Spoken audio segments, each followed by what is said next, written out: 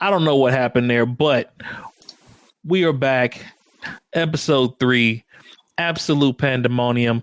We're running a little bit behind, so we apologize to everybody who was here at 6, ready and waiting.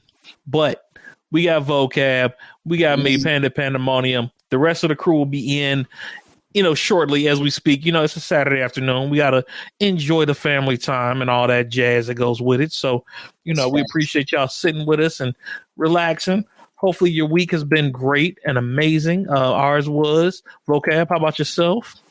Mine was good. And for all the viewers who tune in to see what the choice of the week is, today we got a little variety. We on Guinness and Stella. Yeah. Okay. It's been a cool week. You know what I'm saying? Awesome. We're gonna relax, enjoy this Saturday, and talk. We're gonna enjoy this Saturday, like he said. Yes, sir. Yes, sir. Looks like, we got Infamous swinging in. Not on the road today, thankfully, so we get his undivided attention and hopefully a little bit of better sound quality from him. So I had it, bro. Got the one earring popping, you know what I'm saying? I see you, salute my guy. Okay. With the flex, the flixity flex. Oh, the bleach, nice.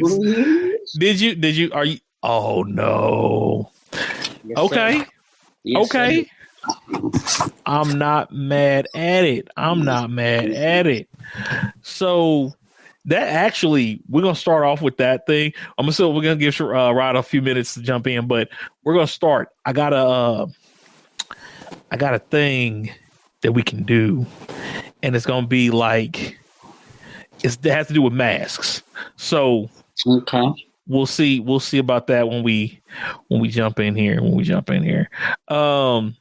Yo, how was the week though? Infamous.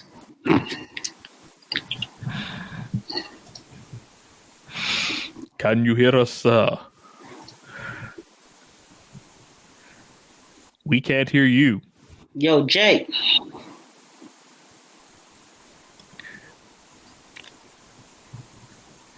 You're not muted, bro, but we ain't got no volume from you. Right. Slight technical difficulties to our viewers. Life happens. C'est la vie. Besides, it's Saturday afternoon. What was y'all doing anyway? See, waiting on us, and we appreciate it. We do. Beard looking luxurious, Can you hear me? Yeah, we do. Yes, we do, sir. Oh, this is gonna be annoying. Hold on. What happened? It looks like he's got some it's got a little feedback on the mic on him. That's all. Who's roboting? Ain't no thing. Did he jump back in? Yeah, he jumped back in. Here we go. Test. And we're going live now from Infamous J. He had the hand on the ear. Yo. Today we've been up. The hotel. The cash from mouse. Oh, there you go. Okay. We got you. Cool. Let me see if I can pull this one real quick because this is going to be hilarious. We got a heck of a show today. We got some burning questions that we've been putting off for a couple weeks. So I apologize for those. We're going to get into some of those later. For example, the history of fighting games, one thing we got to talk about. Yes, sir. There we go. Building. I'm going to start calling you the Silver Fox, even though you ain't gray yet, bro, just because of your name in there. Nice. How you doing, bro? I'm doing all right. How y'all doing? Good. Good. How's the week treat you? Week was not too bad. Just trying to catch up on some payments and some other things. Did use a gift card I got from the job. I got a $75 gift card from Best Buy. Went a little ham on it. Got a Roku live even for the living room. Okay. I'm not mad at it. Not mad at it. Yeah, got some new headphones, and also got, what else did I get? I had something else I can't remember. Oh, a portable charger, which I'm using right now. There you go. Had to get the portable charger. Right. I mean, if not, like, what else were you gonna do with it? Like, just spend it on important stuff? Like, come on, who does that? No, not me. So, and of course, it wants to act funny on me now, and I'm hurting. It's hurting. So, Infamous had his masks up earlier, and from Bleach, and so I'm gonna name off some. I'm gonna try to get the picture to show back up here. For some reason, it's not acting right, but I'm gonna list off some masks. And you can only choose one, and you gain the abilities of that mask. All right. So I want you to tell me what it would be. So we got Batman. Okay. We got Black Panther. Okay. We got the Green Ranger.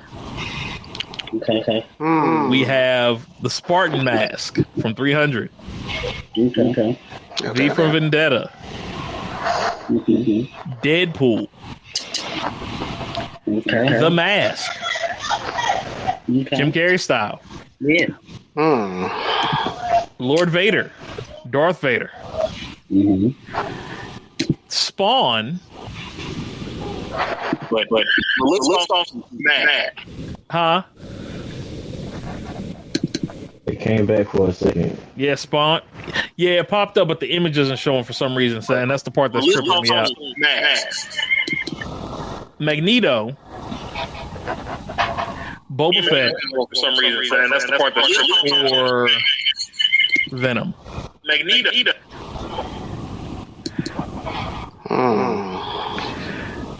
Right. Is that the list? That's the list. Yeah, that's the list. I'm So going with Deadpool. I'm with Deadpool, but my question is, what power do you get for getting Batman's mask? Good point. You know, that is a very good point. I'm thinking rich, possibly. White privilege. You know, niggas be like, Well, yeah, there's that too. white privilege is a fucking superpower. Yeah. Yep. Yeah. Most Yeah, definitely. I will have to agree with you on that one.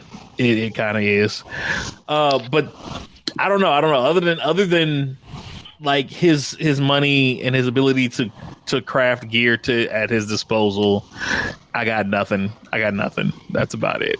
So That's a tough one. I would think if you're going by the mask, you get the powers and the abilities, or just the suit. That's a question I would have. yeah, abilities. It says you get the abilities, all the abilities that they have, Okay. whatever those may be. I know someone wants to say Black Panther, but I don't know. 'Cause you need to earn that one. Yeah, well, you would get all of that. All of that would come with it. Everything, yeah. There's no holding back. For example, Deadpool, you got all his regeneration.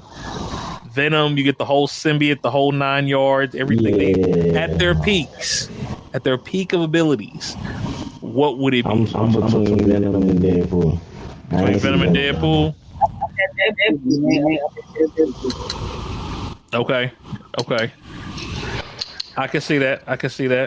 I'm kind of leaning towards Green Ranger, actually. Just for Green Power Ranger Rangers is a good one. I mean, you got to admit, he did come in like for those, we're all of the same age range here. The day we waited for when Green Ranger jumped into Megazord's head and beat the living daylights out of every other Ranger in the cockpit and kicked them out. They own Zord.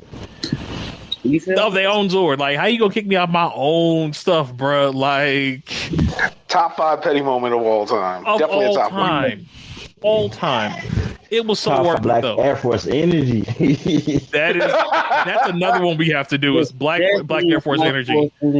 That's actually one of my TikTok niche when we do characters and get them levels of Black Air Force Energy. Okay. So we're gonna have to do that one as well. We're gonna have you lead that one when we do it next time. Because that's a whole thing, and I don't know why this is doing this for me. For some reason, it does not want to share that particular screen. So I apologize, y'all. We'll get the rest of it as we go through. Gotcha. But tech difficulties as always. And I had it going earlier too. I'm like, yes, perfect. Everything's finally good. Click off. Nah, it don't want to work. Let's not do that today. All right. So I'll save what I was gonna do next for a little bit later in the conversation then. Because those without the images aren't gonna really be as good. I do want to talk about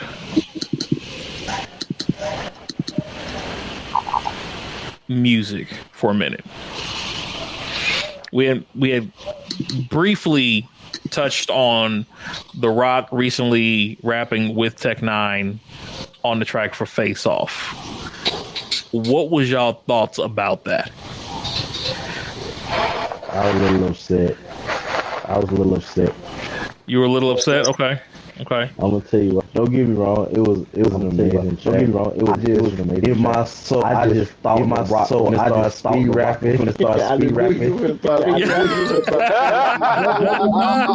I was waiting on it. Yeah. Okay. I can see that. So I mean, the track hit. And you know, anytime you got somebody like Tech-9 on the track. Yeah, that's a fucking legend right there, though. Oh yes, all day. Strange music for life, for life. And I don't know, like a lot of people, they're like, oh, they don't do underground. And I'm like, underground has some of the best music across the board. Yeah, because underground, you don't care. True. You're actually yourself. You don't have people telling you what kind of music you should put out. Like mainstream, they pick and choose. True. I guess I'll go next. My opinion, I really didn't care. I mean, people were mad The Rock was doing music, but it's like a lot of people forgot he did It Doesn't Matter back in the day with Wyclef. I'm like, that was my first thought. Yeah. Yo, dang, man. You bring Wyclef, whole thing. Mm-hmm. People forget about completely. A lot of people forget like music is what. I guess I'll go next. My opinion, I really music is one of those things where it's like it drives a lot of different industries. Especially if you think about The Rock and WWE, like WWE, WWF, ECW, they were all about using music in their introductions. True. The fact that more of them didn't rap or sing their own intros at any point still boggles my mind personally. Where it's like it drives a. So that's just my thoughts on it. I don't know about anybody else as far as that part goes. I thought the Big Show did his own song for the longest. I really did. I can see that.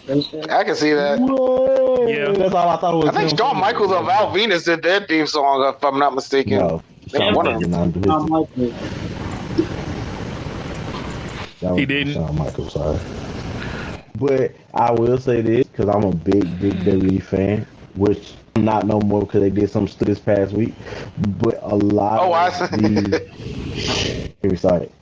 but a lot of the, I would say, Attitude Era to like the Ruthless Aggression era was some of the best intros for wrestlers coming out. Like you had Randy Orton's, you had Triple H. Always had a good one with the artists. And you got Shawn Michaels. Like I love when they had actual artists performing their stuff. And when it came to like the big events like WrestleMania or some of the pay-per-views, they actually get them to come to the show and perform it. True. That was it.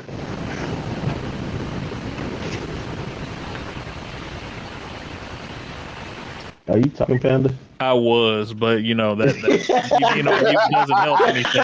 He just has a nice panda head up here running his mouth for no reason. Anyway, I had it fixed, and then it started like reverberating, and I was like, "Shoot!" Then I had to switch back over. But no, we're gonna get together. We will. By the time the show, and I apologize, y'all, but we appreciate y'all sticking with us and enjoying us still, because we're gonna be funny regardless. It is what it is. We are who we are. But yeah, no, I would have thought they would have brought more people in, like more, especially like bands and things. Like you would think that would be, especially for like WrestleManias and stuff like that, the amount of rock and alternative music, you know what I mean, that got played, or even if they had an on, I don't know what you call on-call band, whatever whatever you want to call it, that just played songs. You know, like a cover band that they just knew all these songs and they would just play them live. That would be cool. That would be cool. Shout out to Mark Henry, Brand 36 Mafia. Oh, right. Yeah. Oh, wow. That's pretty cool. They came for a show. I enjoyed that one thoroughly. Yeah, I haven't watched WWE since when they split SmackDown and Raw. That's when I stopped watching. I was like, that's dumb. Which time can they do that? Like every other year, they'll bring them together and they'll split back up. They'll bring them together and they'll split back. The very first time they did it, I think like 203. Like right, that's when I stopped watching. Right before probably right before progression. I stopped watching. I will go to the headquarters and uppercut every higher up right now because I'm pissed. Yeah, those cuts were brutal. I saw. I was like, oh my god. Hopefully they go to next or AEW. Yeah. If one would think that the amount of ideas that come through would get, something would be done, but c'est la vie. There are times when it just don't happen. Just don't happen. Speak your mind. They got rid of my favorite wrestler, bro. they got rid of one of my favorite up-and-coming wrestlers, and Keith Lee. Yeah, I heard about that. So, yeah, I heard about that. The thing with Keith Lee is he was in NXT, the first dual NXT champion. Then he comes to WWE. He is, when he comes to the main roster, top prospect. He had some of the best matches they could have gave him.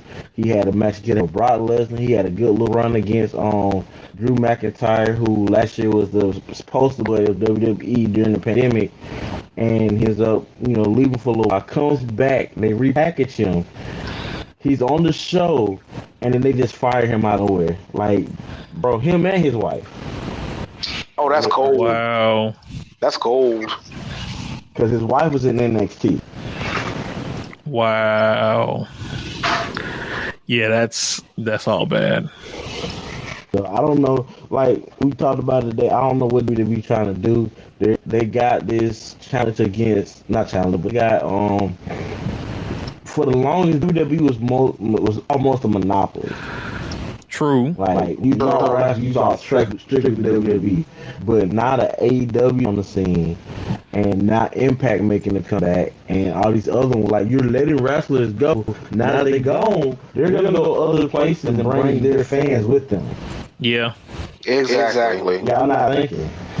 Yeah, and there's so much you can do with wrestling in general. Like there's so many ideas behind it that have never been tapped into, whether you're talking culturally, whether you're talking, regionally. There's so much that could be done with it that as long as somebody has the bankroll, you can make money. Easy. Easy.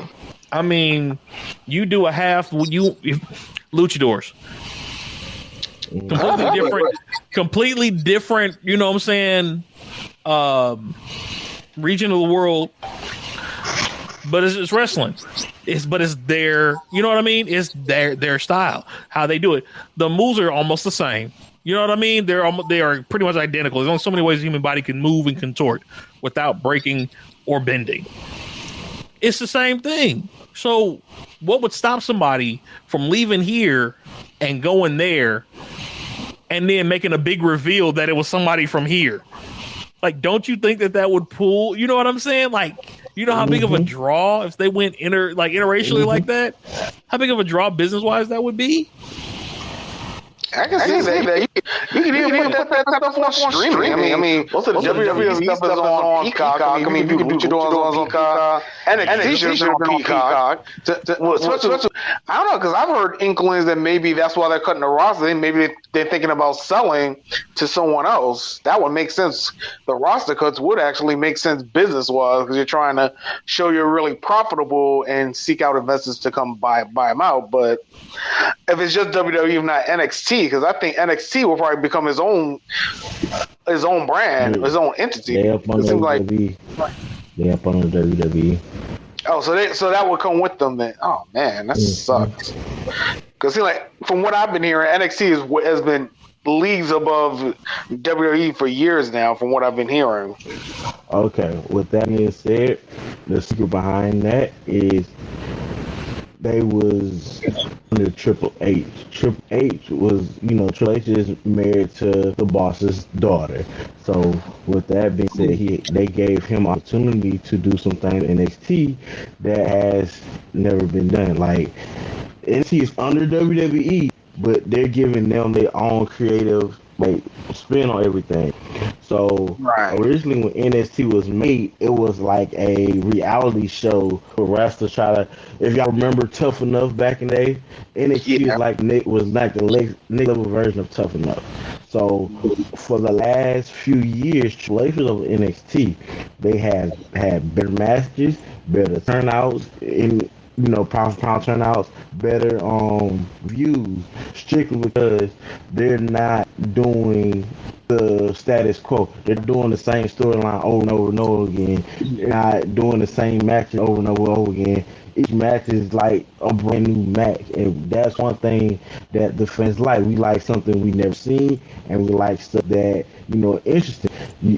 If y'all, I bet, this is gonna be so funny, y'all. If y'all think about it, when y'all watch wrestling, when it came to the heavy hitters, they was always 6 foot, 7 foot, 8 foot, always the real big buff dudes every time. When it came to like the main stars outside of Stone Cold and Rock, because they wasn't always that big. Except for Rey Mysterio.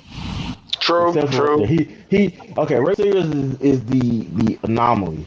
But if you think about it like this: you had the Undertaker, you had Kane, both some foot. You had the Great Ali come out of nowhere and get a title shot.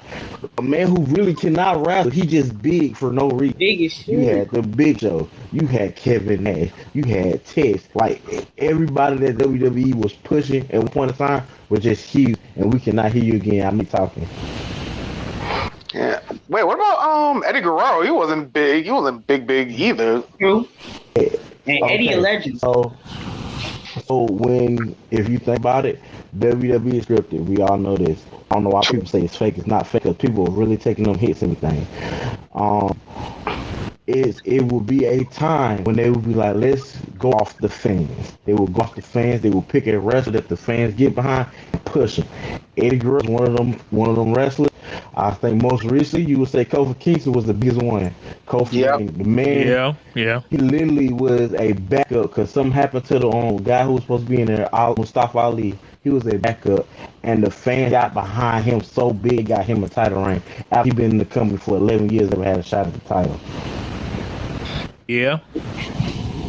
Yeah, they marketed him pretty good, or at least they tried to. I mean, they did a good job. I mean, I don't know. Like I said, I haven't really followed wrestling since like 2003, so I'm probably the wrong person to talk to. I don't blame you.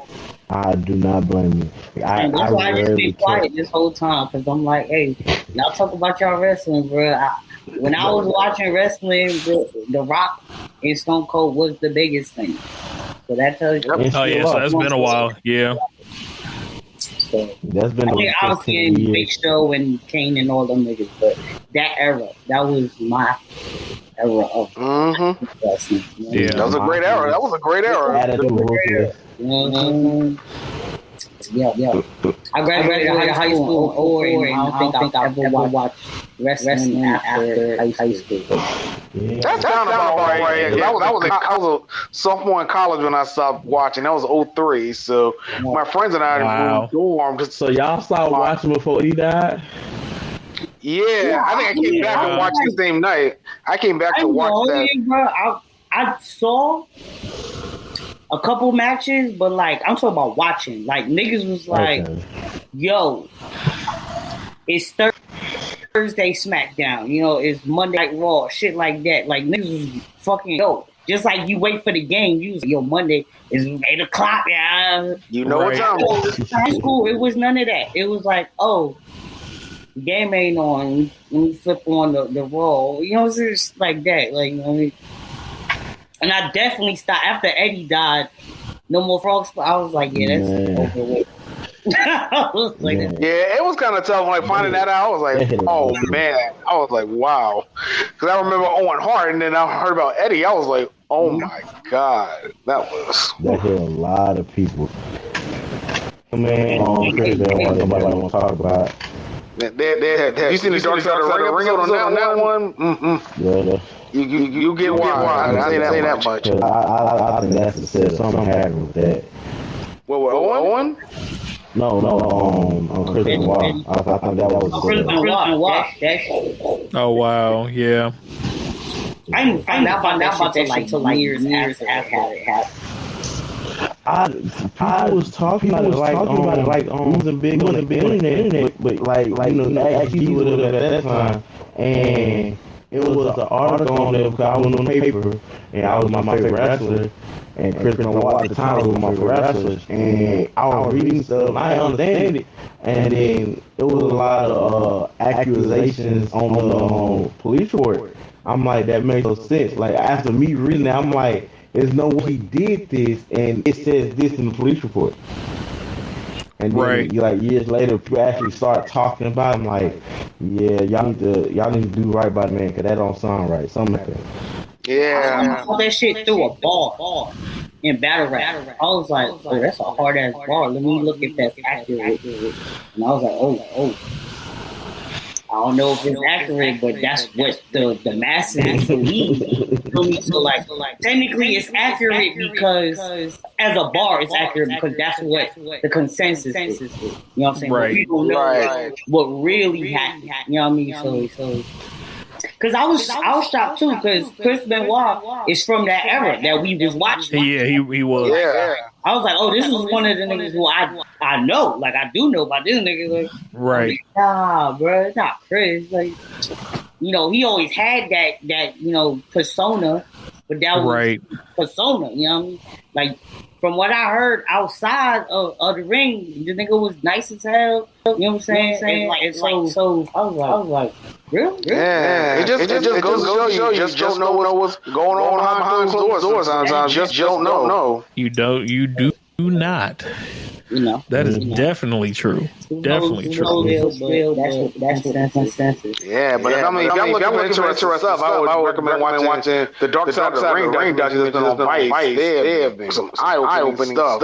Like they did the steroid trial, they did the infamous flight. Everybody was talking about WWE Attitude Era. Oh. Yeah. If you've seen that, you know what I mean. I'm not going to go into detail about that one. Yeah. That's a problematic one. I don't want to go down that rabbit hole. That was almost as bad as I was in the Palace.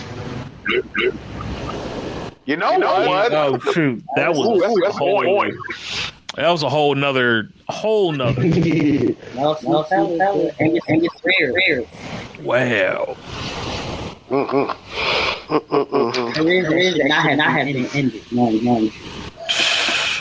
Screw careers. We're talking about lives and yeah, man. It's a whole. Yeah, that's a whole different. I wouldn't compare those. They're parallel, but I wouldn't compare the two. They did them niggas dirty. I don't blame them, bro. Oh. And then they basketball players are not. These are people. Yeah. If any one of us got that fight, ain't nobody would have been bad eye. Right. They just look nobody got killed that night. That's God gave a miracle. That whole Mount Vow. Literally got killed that night. Oh yeah. Motherfuckers gonna cheer shit like they been saying fucking WWE. Yep. Like, yeah.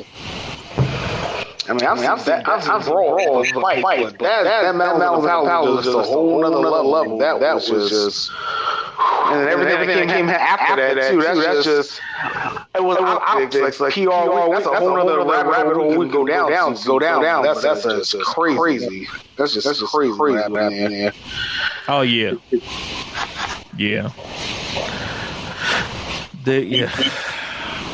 Well, we won't jump there yet. We won't jump there. That's another story for another day. Yeah, that's one of the days you really gotta run. You gotta go for if we're gonna do something like that. We have to pull some stuff and compare.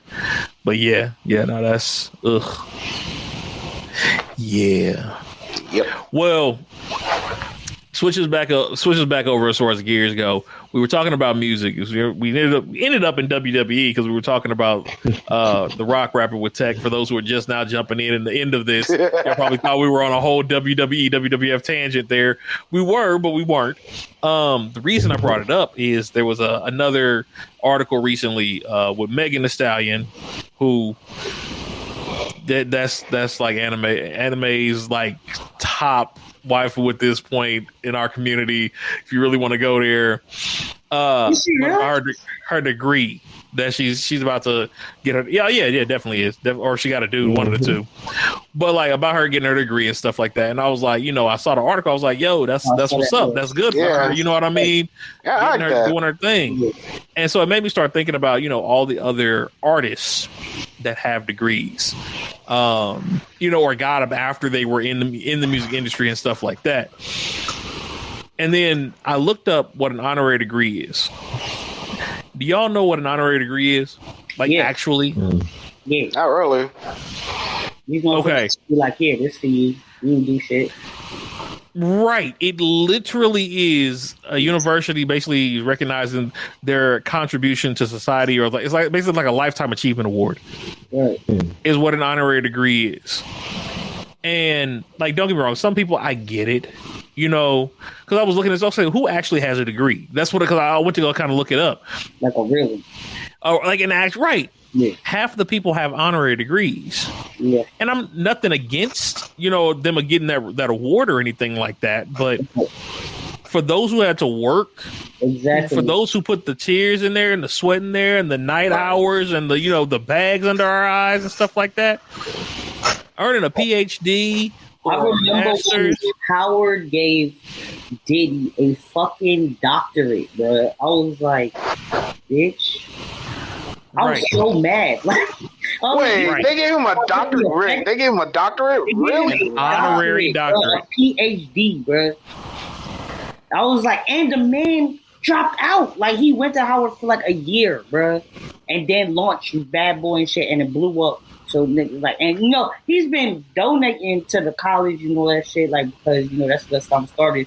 But, bruh, like, I'm getting my master's, bruh, like fighting my ass off to get my master's and shit. This nigga got a doctorate, bruh, for fucking making music, bruh.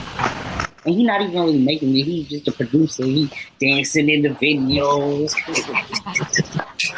I mean, okay, so we'll have a conversation about business acumen, I think, because that's where I think Diddy falls in.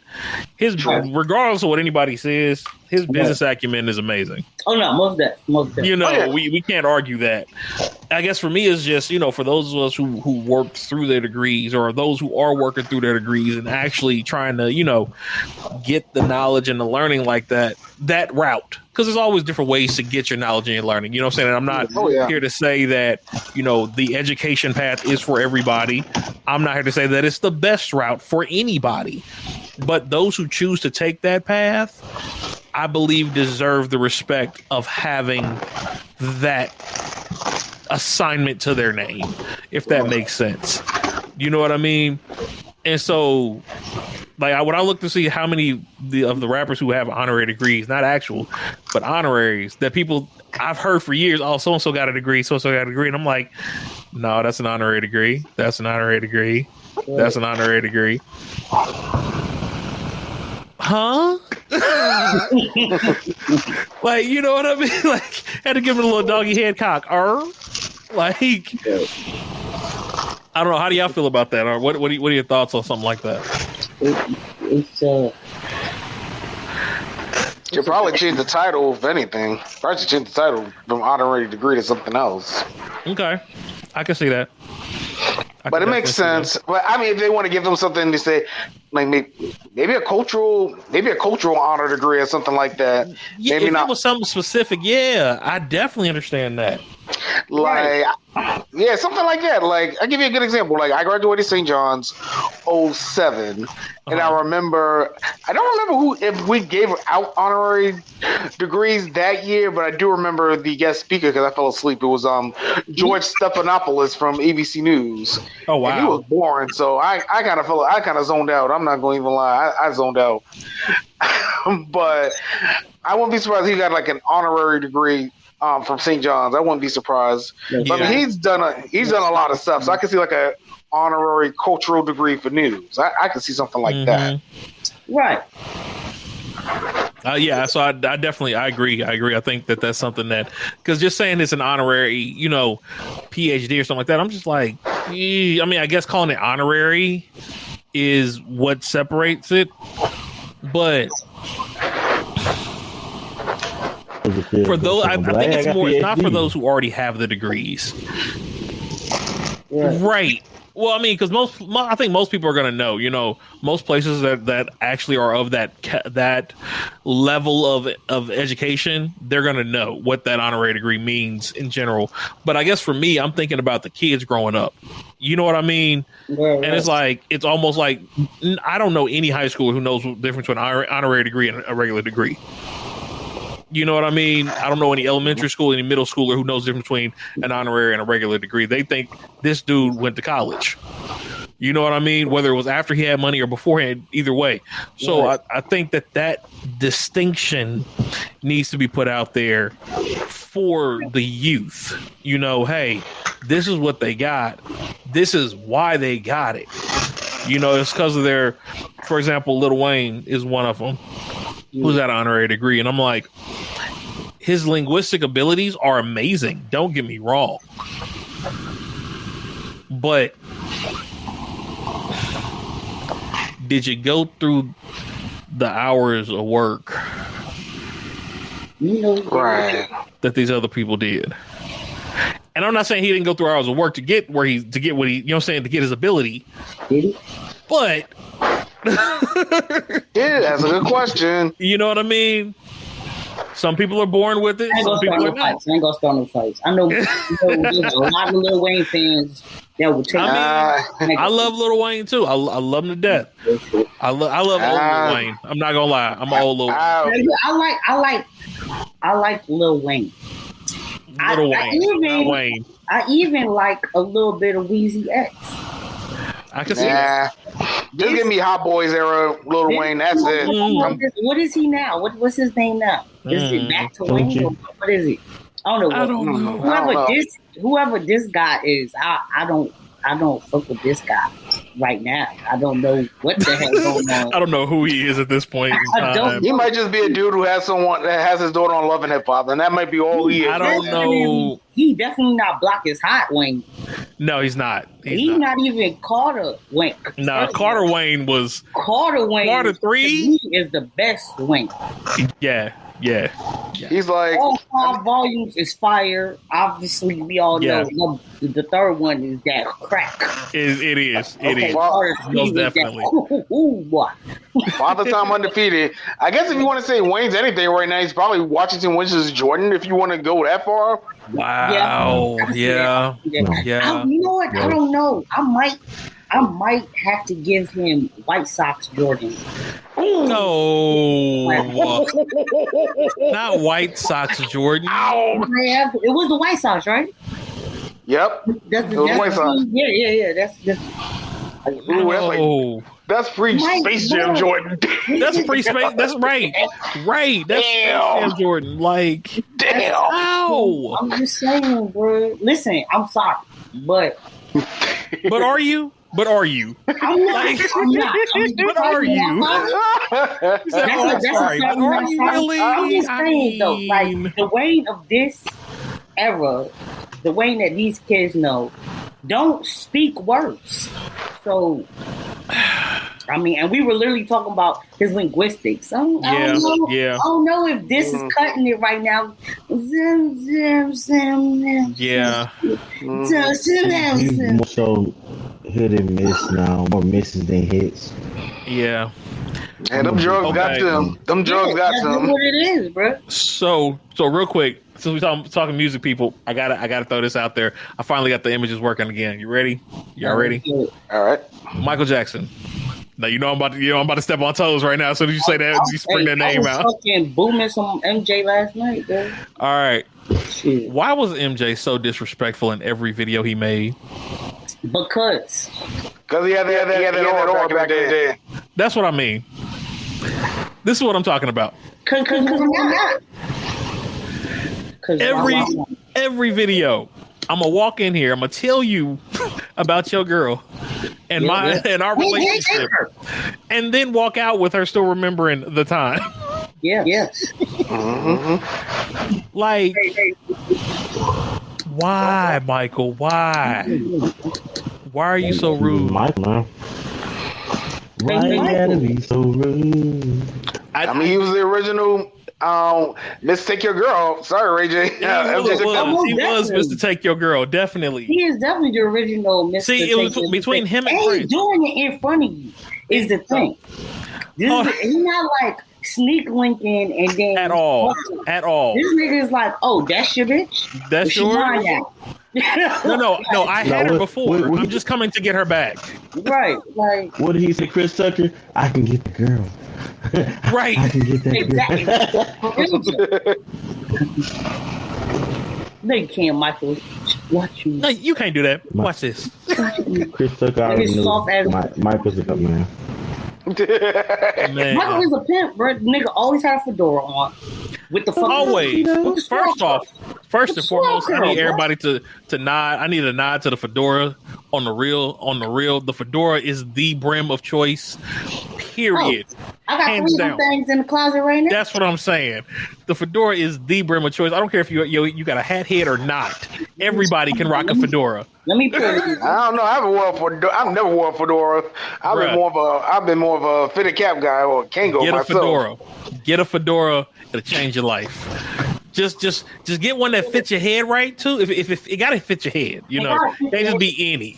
It's gotta fit your head. But you get one like, I'm gonna put this back up here. Look at Michael. Look at the fedoras that this man got on. It fit his head. It sit right where it's supposed to sit. Barely covered. See, look at it. Look, there you go. Vocab, perfect. Hold on, let me pull this up here. Ladies and gents, this is what we're talking about. You know what I'm saying? Gotta have a crease, gotta have the tuck over the eye. You can't. It's a way of life. Like the fedora is okay. We're not gonna get on that right now. That's that cookout. That one was a cookout fedora. That's definitely Michael would have been Unk back in the day. Oh shoot, he'd be Unk right now. Mike was that Unk. He was that Unk. That's your girl. He was the uncle that's your girlfriend. That's you. Right, that's your girlfriend. That's you. Okay. Okay, that's you. That's your nephew. Everybody got one of those. Is that your nephew? Okay, nephew. I see you. That's why I didn't date for a long time. I had a nosy ass family. That's why I never did for a long time. Oh my God. Everybody got that one. Michael. That's your nephew? I know he ain't fucking you, right? See, there you go now. There you go. Hey, first thing he said, I told him everything he know. Not exactly. Right. You just changed his diapers. He ain't got nothing. Now it'd be like, yo, what's her name? Like, oh, I used to mess with her mom back in the day. We used to call her blah blah blah. Oh, that's her. That's so and so daughter. Oh, that wasn't that. How old is she again? From down the street. How your mama doing? Wait, how old is she again? Hey, I gotta make sure it wasn't mine. Me and your mama? Okay. Right. Ask your mom about me. That's your mama. Yeah. You gotta do the stomp. Damn, come break it down. Y'all's a mess. Real quick, I want to toss this out there. If y'all did not know, there is a individual by the name of Sebastian Jones who is the, I believe, co-founder or founder of Stranger Comics. It's a people of color comic book line, basically comic strip situation. But they do. He's got a couple different comics out, but he just recently got partnered up with Prentice Penny. The guy who, if I'm not mistaken, helped out with Insecure, if I'm not mistaken. He's a writer, he's a producer, but they are now doing, they're working on 2 projects to bring his comic strip line to life, to the big screen, So the Harriet Tubman Demon Slayer that they're working on, that's David Crownson's, and then Jason Weiss, I believe. But yeah, if y'all get a chance, check into that. Definitely, I'm eager to see kind of where that goes. Get some color up on the screen. That'd be great. Yeah, the Harriet Tubman Demon Slayer was fire. That was fire. Right. The comic, from what I heard, was amazing. So I heard that too.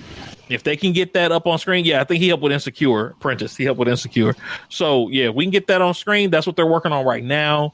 I just want to throw that in everybody's ear. Please keep a lookout. Make sure you support both of them, especially Sebastian. Man has been working his butt off. So please. Salute. We're always here trying to promote our own in any possible way. So if y'all got somebody y'all know, feel free to throw us the information. We'll make sure to give them a shout out. Let them, get them. If they want to come on the show, let them know. We'll give them a shout out. Put them on the show. Get them in here. So we definitely want to do that. Again, when you catch us, and I don't do this normally, but I'm gonna do it today. Make sure you like us, subscribe. Hit the follow button. That way you can make sure when we go live every week, because that's what we do. That boop. Hit them boop buttons. All right. So we will also be I'm getting a newsletter sent out. It's going to be starting to get sent out weekly with what shows we're doing that week and everything like that. So if you're interested, hit us up on any one of those platforms. For right now, I believe here it is right here. I'm going to drop it up here. You can go here as well. Put in your email address. I'll get some more formal stuff together here in the next couple of days. But shoot us your email if you want to be a part of that. And we will get you together. Get you together. All right. I'm gonna do a versus real quick. I want to do a versus. Okay. And then we're gonna go from the versus into Rod's topic from 2 weeks ago that I missed and forgot, and I apologize. And that's fighting games and the history of fighting games. Okay. So we're gonna get into that. We're gonna get into that after this one. Like I said, luckily I got my stuffs up here so we can actually do the darn thing as of now, which is great. So here is our mix-up. First mix-up of the night. Boom, baby. Who you got?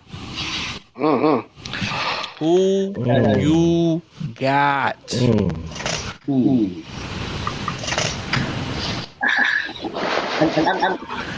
Master Chief, Zavala, Ikora, Clyde. What we looking at?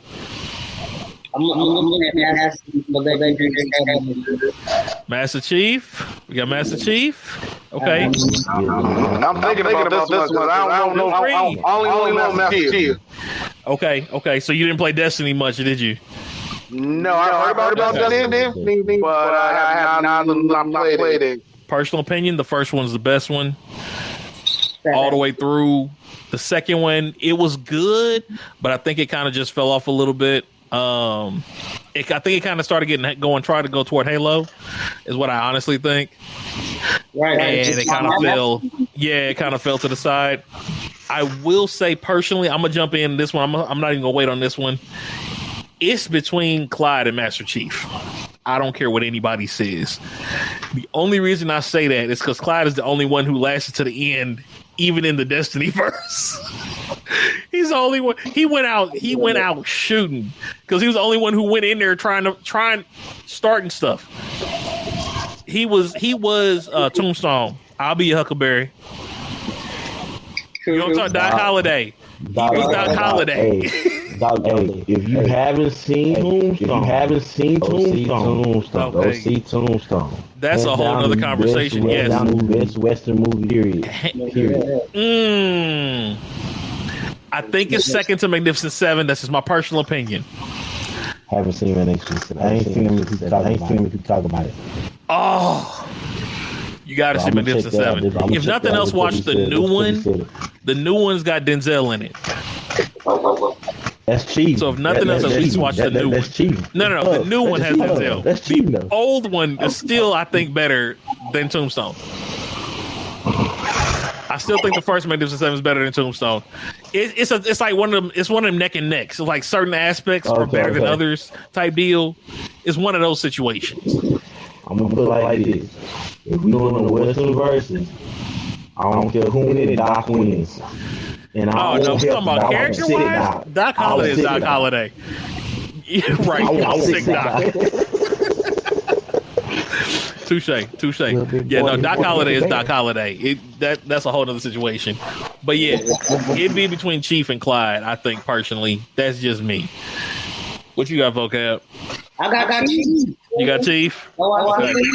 Hold on. Vocab said Chief, but you cannot say Chief, you PlayStation. I am a PlayStation. Oh, I am too. I'm Sony all day, but I'm still gonna be like, I'm giving you Chief.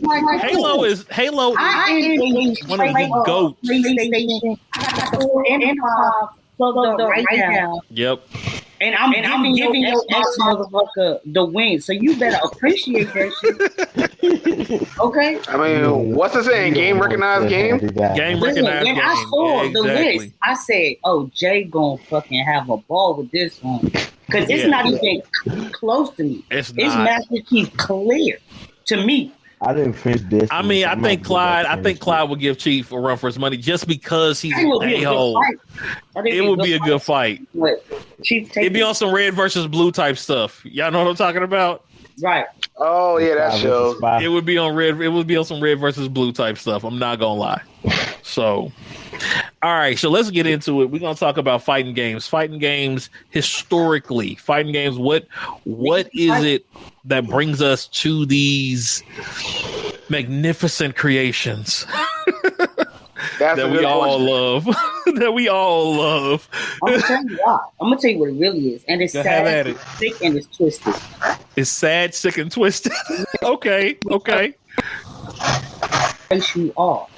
Just get the urge to punch somebody in the fucking face. I can't argue with that. I cannot argue with that.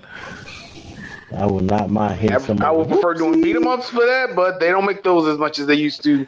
This is also true. God of War, the original, like 3 or 4, were straight. I just want to murder something. We're gonna do it this way. Yeah. That's why I was happy Streets of Rage 4 came out, but I know we're talking about fighting games right now. But that was just my Streets of Rage. My bad. Hey, I lagged out. No, you good. But what I was saying though is that no matter how nice you are, everybody get the urge to punch somebody in the fucking face, man. This is true. I see that. You can use that urge without going to jail for assault. True. True. Virtual body. What y'all remember about that one? Virtual Fighter. I know the Sega franchise. That's about it. The Virtual Fire franchise. Virtual Fighter was the one. Okay. I got my PlayStation 2. The first game my mom bought me was Virtual Fighter 4 and Dragon Ball Z Budokai. Okay. Oh, Tenkaichi. No, mama there. No, Budokai. Oh, Budokai. Yeah. Budokai. Virtual Fighter was such a good game that I've never heard of at that time. Yeah. It was amazing. For back then, when it came out, yeah. Virtual Fighter. Yeah. I don't remember the monk. Shaolin monk. I can see that. I used to get the ninja. I can't remember the name. I don't remember the name. I used to grow up with him. This was another one. This was another one. Yeah, it was fan service all day long. I'm not gonna lie. Oh yeah. It was straight fan service, but it was the game. The fights were actually legit in there, though. Like the fighting in it was actually not bad. For our individual earlier, we had the DBZ. I'm a DBZ fighter fan personally. I went from Budokai. I couldn't really mess with anything else until Fighter, but that's only because I'm a Marvel vs. Capcom fan. Exactly. I'm walking away. So you can walk away all you want. All that flying around and all that stuff. Give me my 2-3 characters. Give me my super moves. Let's go. Heads up. I've been slow learning on the story mode, but I gotta finish this. Yeah. I just got Vegeta. That's how slow I've been going. Wow. Okay, so what's your take? What you got? What's that? Tenkaichi? Is that Tenkaichi or Budokai? I can't see it. Budokai Tenkaichi 3. Budokai. That's a lot of people. Is okay. So which one is the one where they had a Dragon Rush where you had to rotate the sticks? All the Budokai Tenkaichis. All of them did? No, because it was one of them where it came out and then they took it out the next one. So it was 1 and 3 then. 1 and 3. Okay. Those two I was cool with. But then after that, whatever they did after that, this was the last great Dragon Ball Z game until Fighters. Okay, yes. I completely agree. I'm not even the Kakarot game. Ultimate Tenkaichi was a travesty of a Dragon Ball Z game. If you never played it, don't. He said it's not worth it. It's not worth it. It's not worth the disc that they used it for. Wow. Damn. Wow. Battle 22 wasn't bad. Raging Blast, they had opportunity to miss it. Okay. I literally only I played was because it was another Raging Blast was a Dragon Ball Z movie that they turned to a game. Okay. And that was the one that had plans to eradicate Saiyan. Right? That was that one? I think so.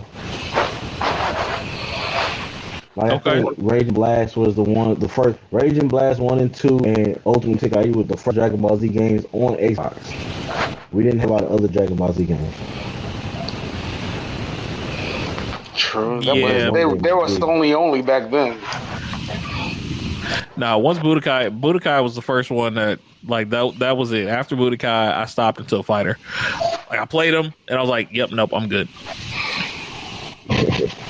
But the thing about Budokai Tenkaichi 3, it had a system there to where if you started, you go to a certain menu and you hit it, and you put one of the older Dragon Ball Z games in and play with put your characters and play that story mode on there. Oh wow! Now that I didn't. Oh wow, that's pretty cool. Not a lot of people knew that. Okay. Dropping knowledge for those of you who don't know. This is why I think Fighters is the best of the entire series because of this game right here. Marvel vs. Capcom. I preferred 3 personally. I preferred 3, but 2 is 2 and 3 are up there. I'm stick with 2. I feel that. Okay, I can respect that. Okay, so you a Mega Man fan? Hardcore? Yeah. I like Mega Man, but I like playing with Mega Man, Spider-Man. So I got you. Okay. It was one game that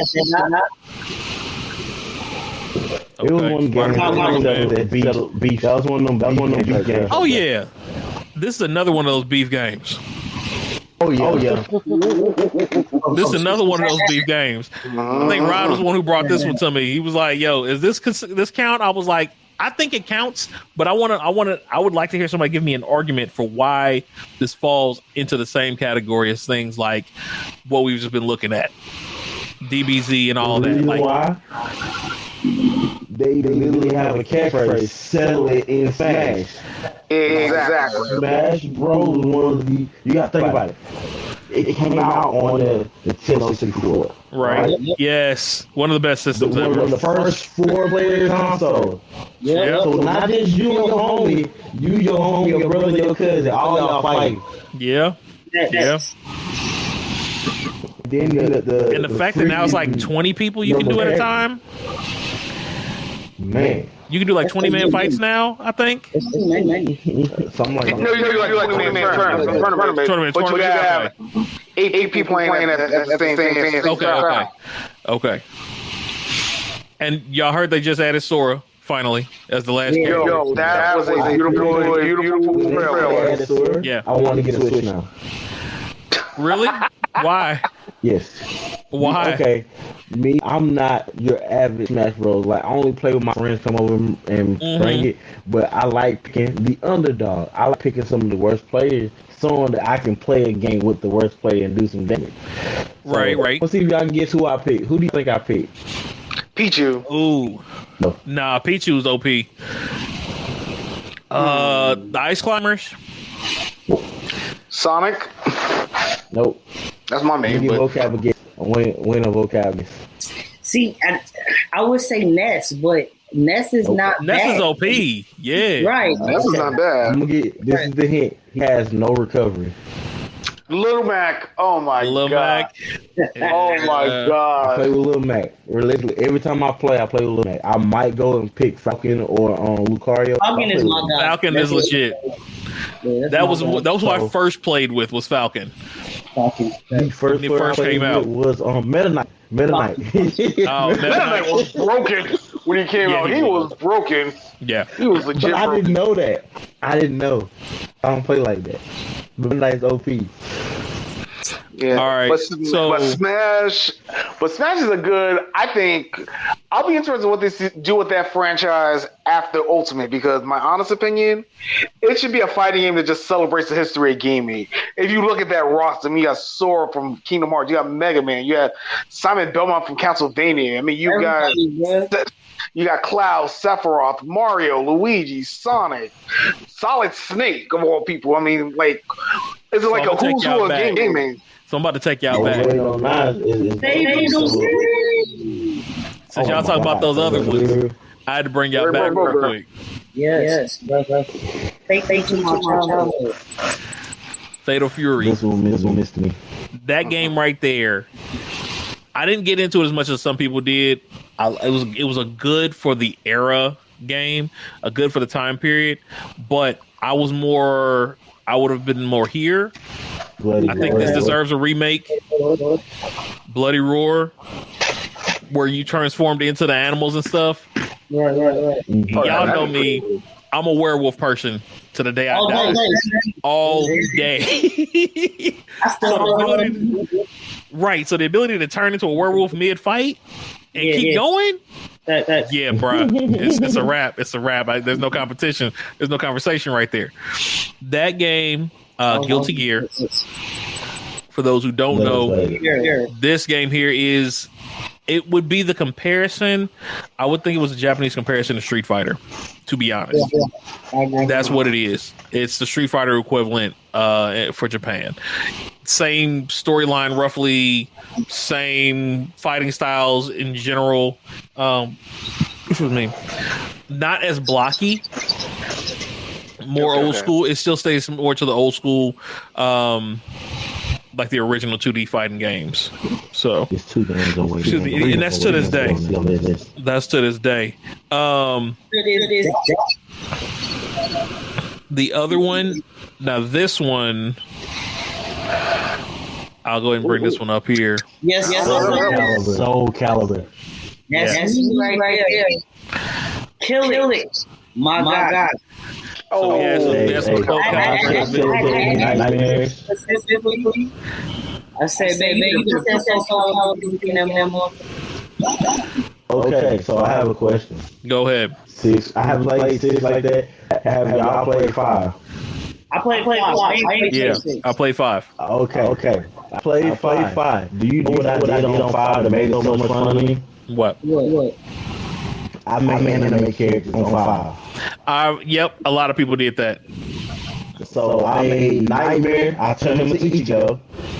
Okay. I made Natsu turn to Sasuke. Okay. Of course, everybody might turn Max into Rock Lee. Right. Yeah, Clearly. And that made the game so much more fun. I can see that. Sounds like you were doing Jump Forces before Jump Force came out. Pretty much. Pretty much. Well, no, which color I put that? J-Star was out before that.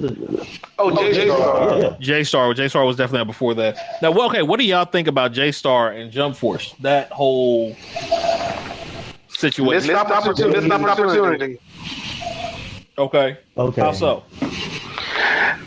Based on how it was marketed and how it was set up. Okay. Because I'm not sure, like I didn't play Jump Forces, but was a lot of the English voice actors used for these games? Because I know the My Hero Academia fighting games, they just used the Japanese cast.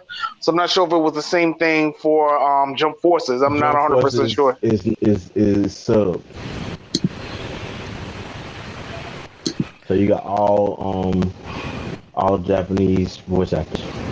Yeah, oh, man, that's kind of disappointing. That's kind of disappointing. I think more people would have bought if the dub actors were in the game. If they were in the game, like, I can see that. So I can see. Let's see that. I played Jump Force. I love Jump Force. Pros and cons of Jump Force. I love it. Don't get me wrong, but thinking about the mechanics behind it, it's a lot of stuff that they missed on it. That they made the game so much more playable. Because if I'm sitting there fighting you and you hit your ultimate move, it's only one way out of ultimate move. Well, two ways typically. Either they miss or you blocking. Mm-hmm. But I feel if anybody's played Naruto Ninja Storm, I feel like Naruto has multiple ways to get out the move. Either they miss, you substitute, they block, like stuff like that. Right. But you can't substitute out. You have to actually block it.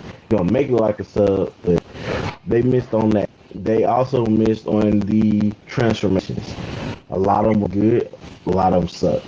More suck than were good. But at the same time, I mean, you got to remember when this came out as well. Like, you got to remember this was released, 2014? Jump Force? Yeah, no, J-Star. I'm talking about J-Star. Oh, J-Star, J-Star was 2014. Yeah. Okay. Yeah, that was only DS only? Was that a DS only game, if I'm not mistaken? It was on PS3, I know. I got it on PS3, but I got it late. Yeah, March 2014. It was on. Yeah. Okay, so what you're thinking about is Jump Ultimate Stars on DS. Yeah. Okay. Yeah. So, and that's the thing. Like, I think Jump Force had the ability to be J-Star, to be a better J-Star, and I think that's why it got the hype that it did. Is because people were thinking that it was going to be that. The game I'm thinking about came out 2005. Jump Superstars. That was. Oh, okay. Yeah. There you go. I know what you're talking about. Okay, yeah. But I mean, either way, you would think that. Good. Yeah. But you would think that they would have fixed those things from those two games. I mean, you had J-Star, and then Jump Force. And it's like, we were expecting Jump Force, the new one, to be this, they fixed everything else type situation. You know what I mean? Like, that's what we were hoping for, and I don't think we got that in those situations. Mm-hmm. Like, there was a lot of spammable moves, a lot of repeatable moves, everybody at the same combinations. Like, there was so much room for growth. And I think that, I don't know, for me, like, okay, so we didn't talk about everybody's favorite game pretty much except for one. So I'm gonna throw this in here first, and then we'll switch over. Mortal Kombat. This right here is what they missed, I think. The button combinations. Like, I'm not even a Mortal Kombat fan. I'm not. Honestly, can't stand the franchise. That's just my personal opinion. Because of the button, I hate the button combinations. That's just me, though, right? I also didn't grow up on Mortal Kombat. I find that a lot of people, there he is down there with the MKXL. You know what I'm saying? A lot of people have one game they grew up with when it comes to fighting, and that's the chain they stay on. It was either Mortal Kombat, Street Fighter, or Tekken. Those were the three veins that most of our generation grew up in. As far as like their first fighting game. That has lasted through time, right? Because there's other ones, but I think those. But each one has a unique fighting style. Each one has a unique button combination style, and I think Jump Force had that ability because it mixed the two. It mixed like Street Fighter with some of the combinations from Mortal Kombat. That's my personal take on it with Jump Force and Jump Star. They could have easily made those button combinations for each individual character so much more intricate. Like, and I think that's kind of why I like Tekken. Like, I'm a Tekken head till I die. I have a question. But like having those abilities, I think that they could have upgraded. Go for it. So I want each one of y'all to answer this. Before I give my answer, I want one of y'all to answer this. So before I give my answer, what makes a good fighting game to you? What makes a good fighting game? Okay. Okay. Can I piggyback you before we answer? Can I piggyback before you answer? Yeah. You ready? Yeah, we ready. Hold up. Sorry, I was switching the image. My bad. Switching images. I think this is the perfect conversation to have about this with this game. Because I feel Killer Instinct, when it came back, should have terrorized the market. It should have terrorized the market, but did not. It flopped. Right, ultra, right, like should have terrorized the market, but it did not. So I'll go let everybody go ahead and go, and then I'll go right before Infamous does. But go ahead. What makes a good fighting game? I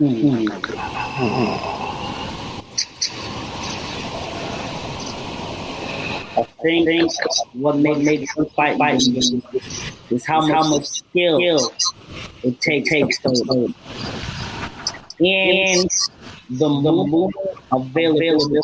So like you gotta do not a big deal, but if you have combos or different combinations of fight. Not just cheese, some but I think that's a good fighting game. The variety. Okay. Real quick, I want to give a shout out to Spirit Detective who just followed us on Twitch. I just saw this. My bad for not saying something earlier. So I appreciate you jumping in and watching us. Feel free to check us out on Facebook and also Twitter. What's up, man? So yeah, appreciate it, most def. Feel free to jump in the chat too. If you got questions, you want to throw something at us, let us know. All right, go ahead. I didn't mean to interrupt. Go for it. That was it. Okay. All right. Not too, like individual characters. Okay.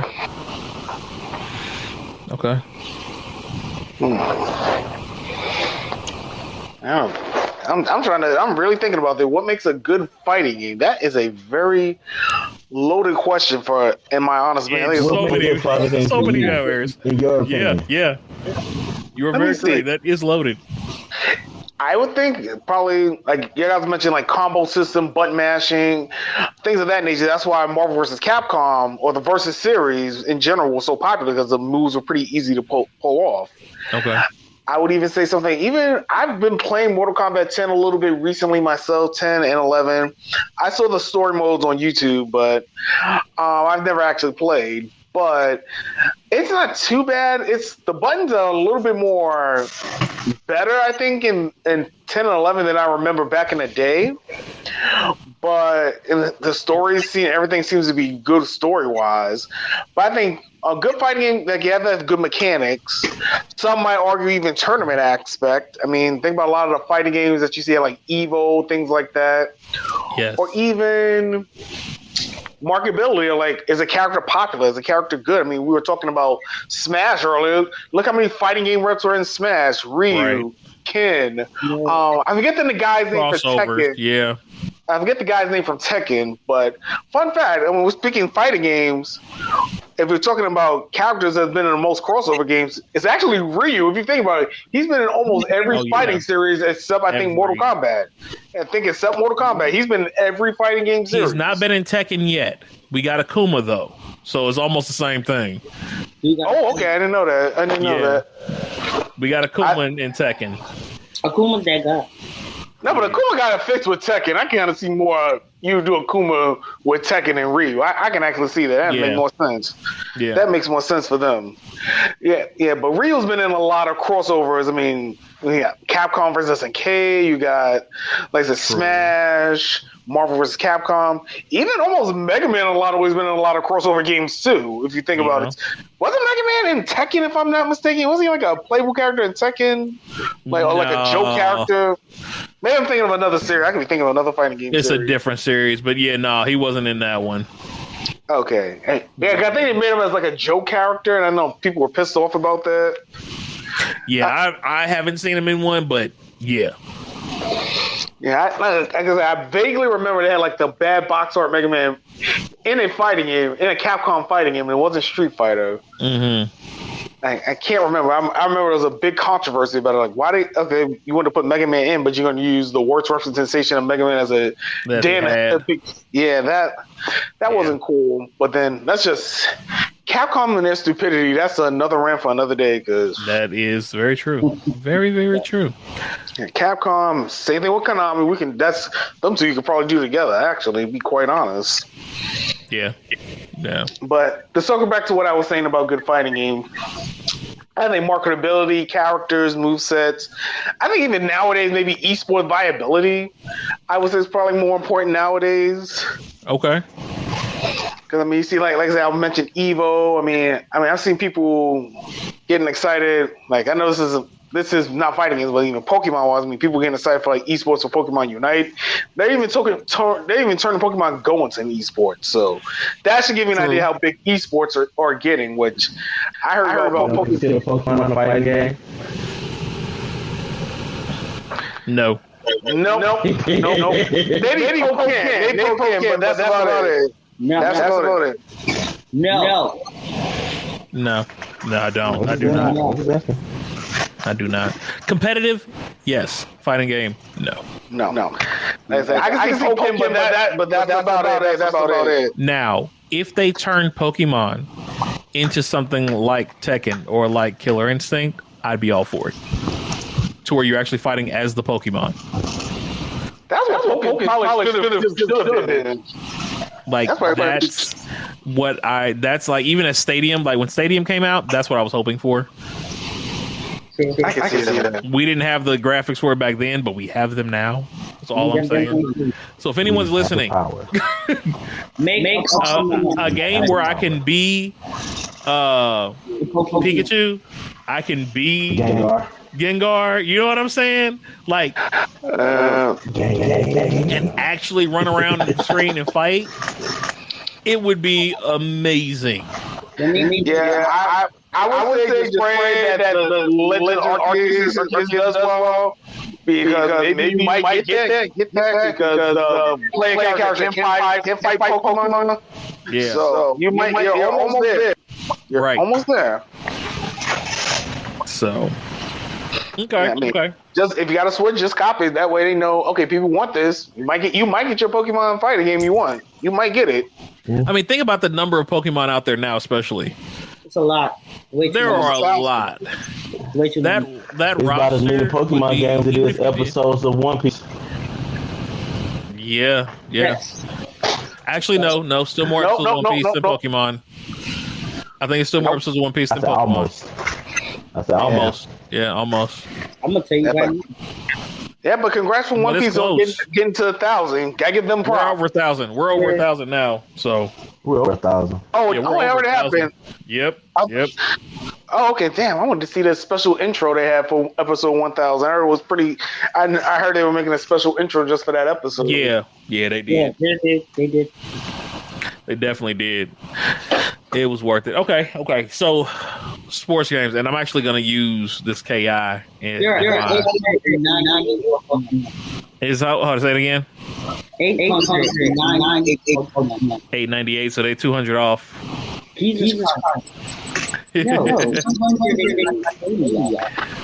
So I loved Killer Instinct growing up. Like short of Tekken 3, Killer Instinct was my ish. I loved it.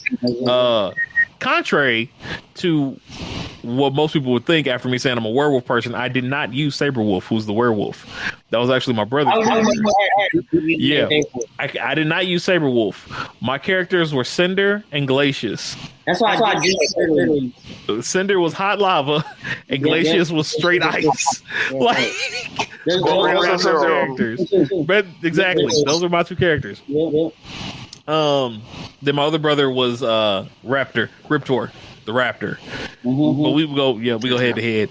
But a fighting game. What makes a good fighting game? I agree with almost everything. Actually, I agree with everything you all have said so far. Marketability is definitely one, just because, of course, you gotta make the money. Evo marketability in this day and age is for longevity.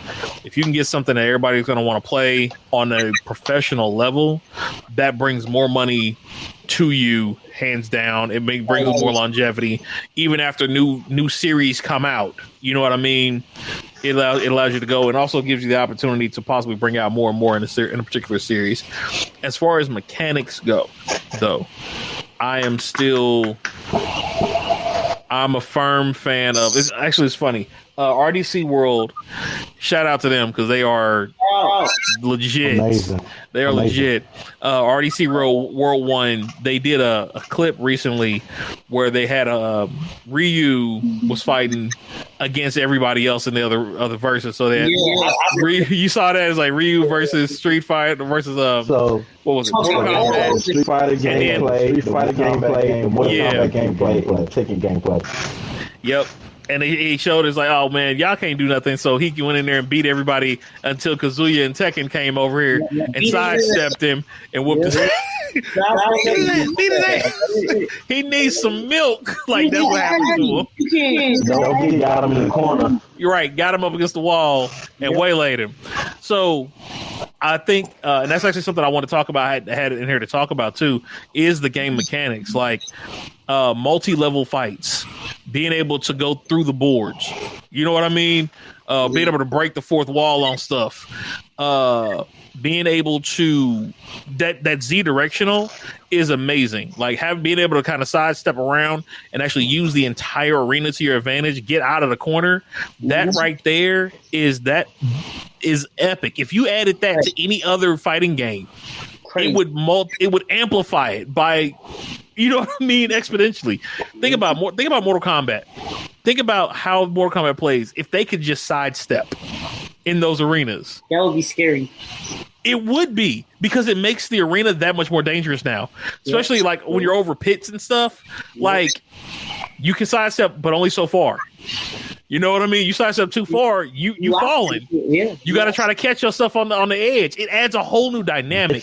But the ability to use the environment, the ability to use the environment is amazing. One, it actually didn't get started because I did a little research as we were talking about this to kind of see that didn't really get introduced until like the mid 90s. Like the first sets were just that one-on-one, head-to-head fighting game, but they started back in '76. Like, think about the graphics in anything in '76. Period. First off, you know what I mean? Atari. Yeah, like that's at way back when. You know what I mean? I had it. If you think about what was it, Mike Tyson Punch Out? Yep. That was like '80s, if I'm not mistaken, late '80s. Early 90s, something like that. But that was really the first time we saw late 80s. Yeah. So like that was the first time you really saw the ability to move side to side and up and like more than one direction. You know what I mean? You could move in all four directions at that point in time to dodge stuff. But it was on a different normal axis.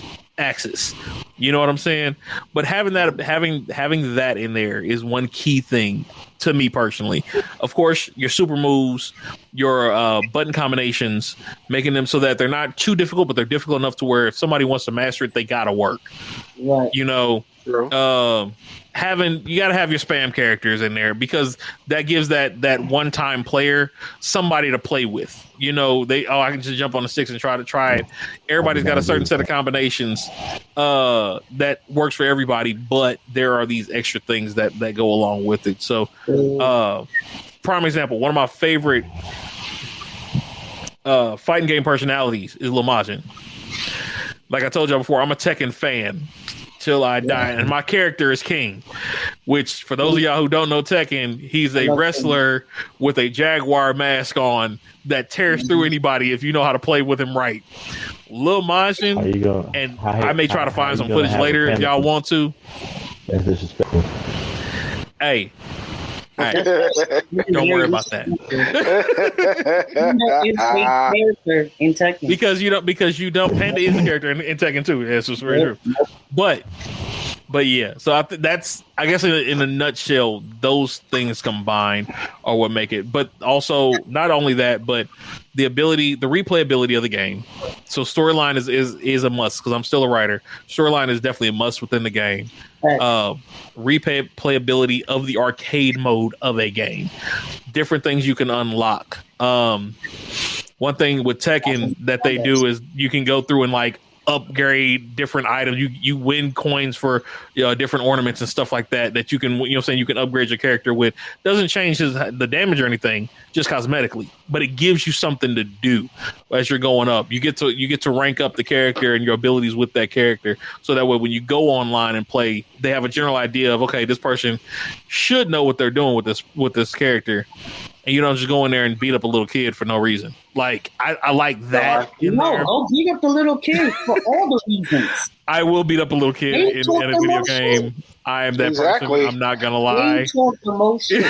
I am not gonna lie. I am that person as well. Because kids these days are reckless. The parenting is different these days. What? They wasn't raised the same, so somebody gotta put some fire under their butt. Yeah, sometimes it's just we have parents who are our age now or younger that they don't remember what it's like to be. They didn't get humbled enough as a kid, in my honest opinion. Yeah. Okay. So, but putting that in with Killer Instinct, and I'll end with this. Combine that with Killer Instinct had the storyline. Day one, it had the storyline, it had the characters, it had the effects, it had everything to keep up with Mortal Kombat. What it didn't have was the traction. Like, it didn't have any other games that came out between 91, 93, something like that, 94 maybe, and 2012, I think, when Xbox One came out. Because it was a release. Yeah, it was some years, so people lost it. If you didn't grow up with it, you didn't know about it. And so when they pulled it out as a fighting game, and then also being able to unlock characters is a must.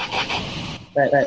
Being able to play the game and unlock characters and not having to buy every single character in a game is a must. Do not condone because that's the other thing that killed Killer Instinct. We do not condone microtransactions for stuff like that. Like anything else, I don't care. But give me my characters. At least let me get my characters. You know what I'm saying? The 4 or 5 extras, cool. I know people who would have paid to get what's his name, Akuma. I can get that. He's not a normal Tekken character. Pay to get him. Pay to get Noctis. He's not a normal Tekken character. I get that. Everyone that's part of the game, give me that. With Killer Instinct, all the main characters you couldn't get. Like, I understand skins and stuff, but y'all made us pay for the actual characters. And that's a no-no. Like, I should be able to fight my way through. You feel me? And that's something they took away. And I think that's what killed, especially with the Xbox first coming out. Like, we already spent money on this system. This is the first 1 or 2 games you're releasing as an exclusive on this brand new system. And then I got to pay you more to get more characters. And you're talking to a generation who don't know Killer Instinct? Right. That was dumb. That was dumb. So. Bad marketing. Bad PR. Completely. Other than that, though, it could have went. They put Battletoads in there. Like they even reached back and pulled some other ones. I was like, yo, okay, let's rock with this.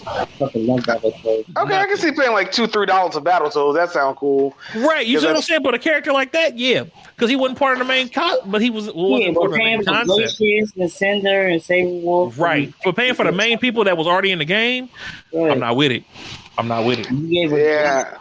That's like with all the Smash Brothers DLC characters. I mean, they're not needed. A lot of them are not traditional characters in fighting games anyway. So kind of exactly. See your point. Like some people might pay $5 for Sora, but they're not going to pay $5 for maybe Meta Knight. I don't know. Yeah, Meta Knight, exactly. Right. They're not going to pay $5 for Pikmin or the Ice Climbers unless you got people who just want everything. Right in front of us, and he did. He went hollow, and I'm kind of scared. That's the reason why. So, all right, this was your question. So go ahead and take the floor. What's up? Okay, honorable mention to Power Stone. If y'all never played, one of my favorite. Oh yeah, that was a good series. That was one of my favorites. Great series. Yes, Ready to Rumble boxing. Yeah, another good one. Dreamcast era. And y'all consider wrestling games as fighting games. I actually had that coming up here too. So let me go ahead and drop that. I don't think so. Depending on the game, maybe. My explanation to my own points come from that. So finish that and I come to mine. Oh, no, I was just bringing it up. For you while you were talking. Okay. So, what makes a great fighting game is the versatility of the game. Can I play this game today, tomorrow, 3 weeks, and not do the same thing win? Of course, the storyline, if it has one. And the creativity. The reason what do you mean? Creativity is because when we're playing these games, we're picturing person as ourselves. True. But my reason for wrestling being one of my favorite fighting games, you can make yourself a game. Okay. You can make yourself to the point you can pick every last move. There's over 1,000 wrestling moves, period. You pick every last move. You pick how the match is going to go. You pick your person attributes. You can, to the point, you can do the tag 2 by hand. It's very creative. Okay. When y'all play certain games, I'm trying to think, it was Mortal Kombat when you create your own character. There was one, yeah. Was it Deception or Deadly Lines? I don't know. It wasn't that one.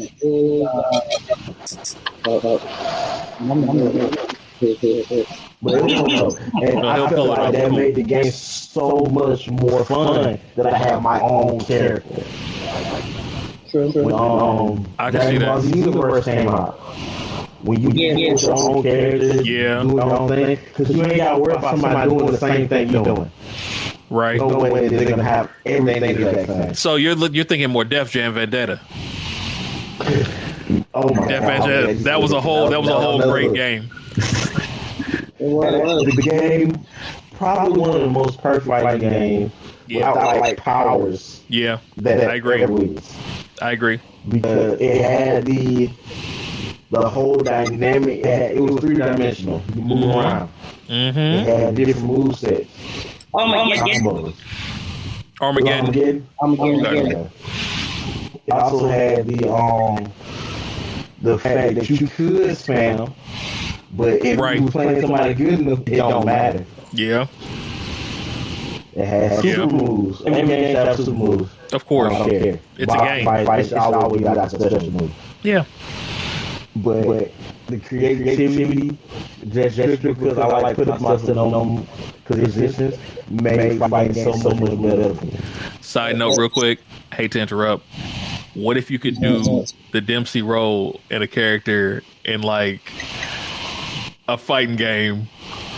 Like you can make your own boxer, and you can do a Dempsey role. Sorry, I just thought about you saying that. I was like, oh my gosh. Yeah. But I love fighting games. Fighting games is my favorite beforehand. You know how I feel about 2K fighting games up here. Yeah. 2K fighting games. Wrestling is one of my favorites. So I'm not mad at it. if you think about it, the top games that are non-nostalgic, the newer ones, like Naruto, Jump Force is getting a little not as much as it could have. Yeah. Fighter Z is a great game because it took from Street Fighter and Marvel vs. Capcom. Yep. But if you look at Naruto is a great game. It is very versatile. It don't have the creative aspect I would like, but very, very versatile. Yeah. You're not gonna win the same way every time.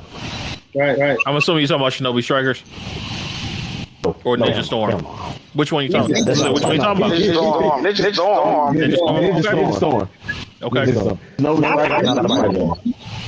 Not like that. Why? Okay. Because it's more of a team game. It's like 4v4, I think. I had it. Don't remember. Okay. It's 3v3. Yeah, Ninja Storm 3v3. 3v3? Okay. Yeah. I've seen enough videos of it. So it can be 3v3. I know that. Yeah. But it's it's not like what's the best way? It's basically playing Ninja Gaiden in versus format. It's a slasher. Like all you do is hit the same button and do your special move. Gotcha. It's not really a fighting game. It's tactics behind it, but it's not. I won't say that as a fighting game. Okay. So this is something we still have not answered. What makes something a fighting game? We have not. No one has answered that question yet. Question. Because we keep asking, does Pokemon count? Does Shinobi Strikers count? What about it? What makes a fighting game a fighting game? Okay, I think I got the answer for this one. All right, go for it. All right, so what makes a fighting game is based on what we've known and based on what we've discussed so far. You're going to need you're going to need characters. You're going to need characters. You're going to need an arcade mode. That's definitely a staple of a lot of fighting games. They always have an arcade mode. More recently, also have had a story mode. You've had a specific roster of characters. Some may have 20, some may have 85. Depends on the character, the series, and the franchise. Also, we're going to also need, like we mentioned earlier, nowadays you're probably going to need esports if a fighting game wants to get to that capacity. Okay. But what makes a fighting game is you have two people, 1-on-1, 2-on-2, 3-on-3, whatever the game lets you, how many characters at the same time. You have two people going 1-on-1. Simple as that. Can't get no more simpler than that. So I wouldn't consider Pokemon a fighting game as much as I like Smash. You could probably set the rules to make it more like a fighting game, but it's not a fighting game. Pokken, not a fighting game because they kind of messed that up. They messed that up completely. That should have been an excellent, like we mentioned earlier, that probably could have been a Killer Instinct type of game. Would have made way more money than it should have. Okay. But that's what makes a fighting game. Arcade mode, characters, tournament modes, online, good online that is. So definitely Fighter Z would be a game. Mortal Kombat, Killer Instinct, those type of, we know what a fighting game is. We know what it is and we know what it's not. So pretty much to break it down, Smash, as much as I love Smash, it's a good fighting. It's more of a history of gaming disguised as a fighting game. That's the way I've always felt about Smash. Like if you're in Smash, you're an icon. I wish Mortal Kombat would get in, but that'll probably never happen because of how violent Mortal Kombat is and Nintendo. That'll probably never happen. We'll never see Scorpion or Sub-Zero in Smash. Hey, I hate to be the one to break your heart, folks, but that's never going to happen. As much as it would be cool to see like Ryu and Mario fight Scorpion, not going to happen. Maybe on Earth 2, but not here. But to make a good fighting game, you just need characters, the arcade mode, tournament mode, online, competitive, and it's just 1v1. It's just one person picks a group of characters, another person picks their group of characters, and that's it. Okay. That's it. Just one person, 1v1. I can see that. Okay. So, okay. What makes a fighting game? I say yeah. I say yeah. If we're going by the definition I just said, I would, depending if it's just one person versus one person, wrestling games can be considered fighting games if you want to go that route. But I think wrestling just has a little bit more, you got more maybe creativity, maybe more creative player options, which you don't get in traditional fighting games. Not many fighting games have a create your own player option. That's one way to distinguish wrestling games from fighting games. They're both kind of the same thing, but I think wrestling just has more stuff that makes it a little bit more different, if that makes sense. I can see that. I can agree with that. I mean, I would say, I guess to kind of expound upon what Rod was saying, the wrestling games, they're still 1v1. No matter how you look at it, it's still 1v1. Even if you got a tag team match, right. Even if you got a 3-man rumble. That's why. Yeah. It's a fighting game. Yeah, it would still be considered a fighting game because it's still one team versus one team. It's not a everybody can attack everybody situation. I will put it like this, and yes, it is. You can have it like that. It's not okay. Well, but I will put it as, I will say it's another dynamic of fighting game. Right. Instead of putting it to the core of fighting game, it's another dynamic of fighting game. Okay, go for it. The dynamic of a WWE game is so huge. Like, you can have 3v1 matches, you can have 1v1, you have 2v2, you have eliminations, you can have battle royales where 30 people come out and be a match. Like, that's why I feel like it should just be in a hub. It should be considered a fighting game, but it's just at another dimension of a fighting game.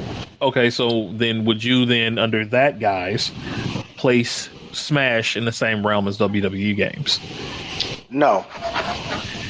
I mean, you're talking about a 30-man Royal Rumble. What's the difference between that and Smash?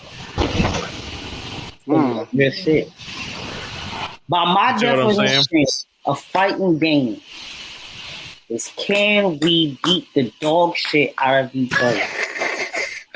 Okay. It's simple as that, bro. Simple as that. Can you emulate real shit? Like, it's cool, you got powers and shit or whatever, but can I punch you in the face? Is it an actual fight? We're all grown black men. We've all been in at least one fight in our life. When I turn on the screen, can I see shit that I've seen in the streets? We all know what a fight is. Is there a possibility to fight in the game? Pokemon, niggas is not beating the dog shit out of each other, bro. I'm gonna throw a flame at you, or I'm gonna use bite or whatever the hell. That's not a fighting game. Can we fight, bro? Fisticuffs. Can I throw my dukes up and beat the shit out you, or you beat the shit out of me, whatever. You can do that in wrestling. Wrestling is a literal. It's a fighting art. Like, people wrestle. You used to wrestle. Fool. I wrestled. Yeah. It's I'm just wrestling and fighting, bro. Like, is it fighting in the game? Is it does it center around fighting game? Because you can have games that have fighting in it, but that's not is the sole purpose to fight. That's what makes a fighting game. It's not the purpose of the game is to go on this adventure, and during the adventure, I might fight you, whatever it is, which will put like samurai games into it, because you fighting, but the point of the game is you're doing this or whatever it is. Right. WWE, Mortal Kombat, Street Fighter, Samurai Showdown, Tekken. The point of the game is for two people to come try to beat the dog.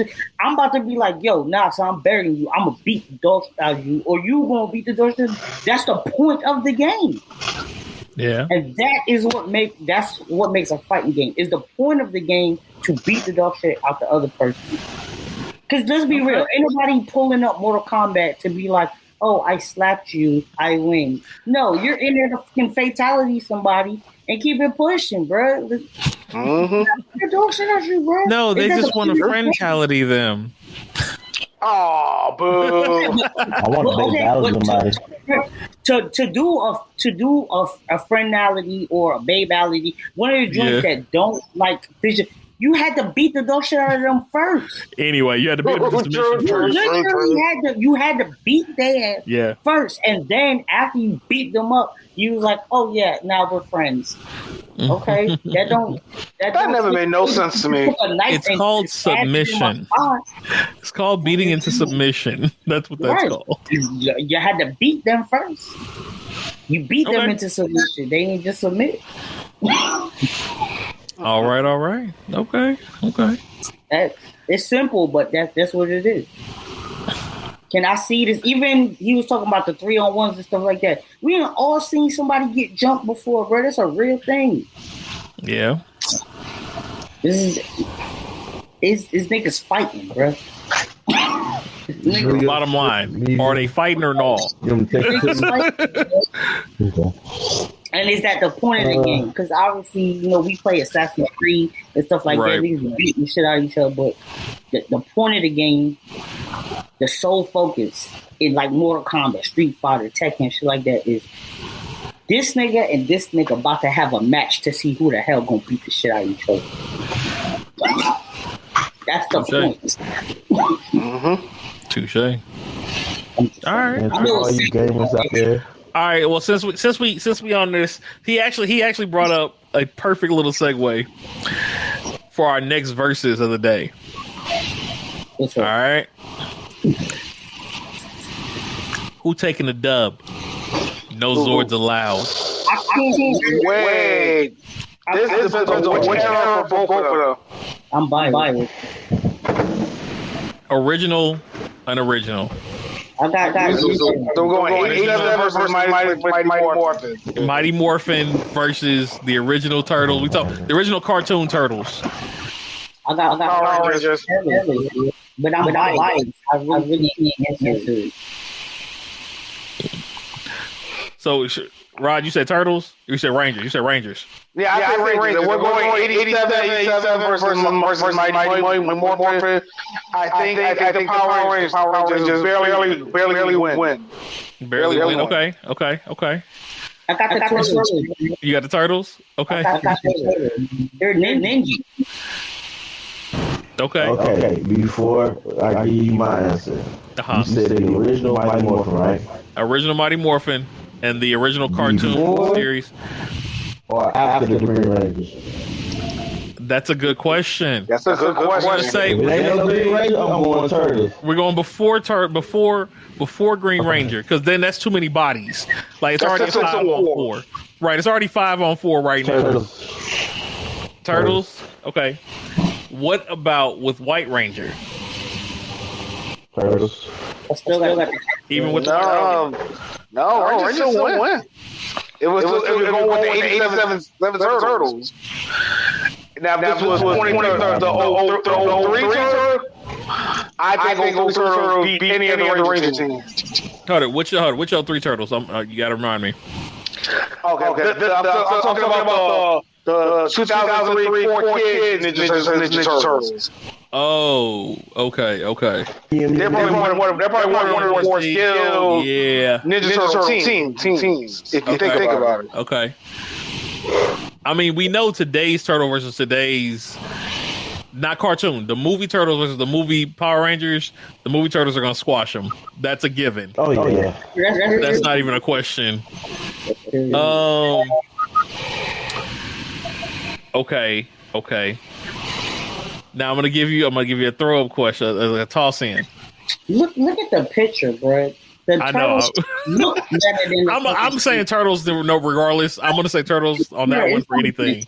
A question to me, bro. But here's my question: what if Donnie got a hold of the Megazord? It's over. Game over. That's it. Game over. So why you didn't use picture when the Turtles met the Power Rangers? I didn't. Even we don't talk about that one. That's also something we don't talk about. We don't do that here. Yeah, that never happened. I don't know that. He's like, what? Huh? Who? When? What? We don't know. We don't acknowledge that turtle. We don't know the lines though.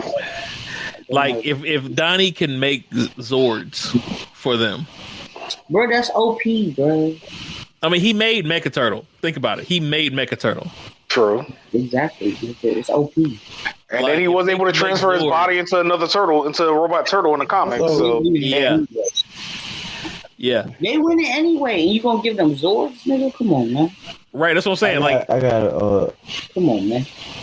Going to finish. I got another verses that kind of pertain to this one that I've been thinking about for years. Go for it. Years. So we're gonna keep the turtles.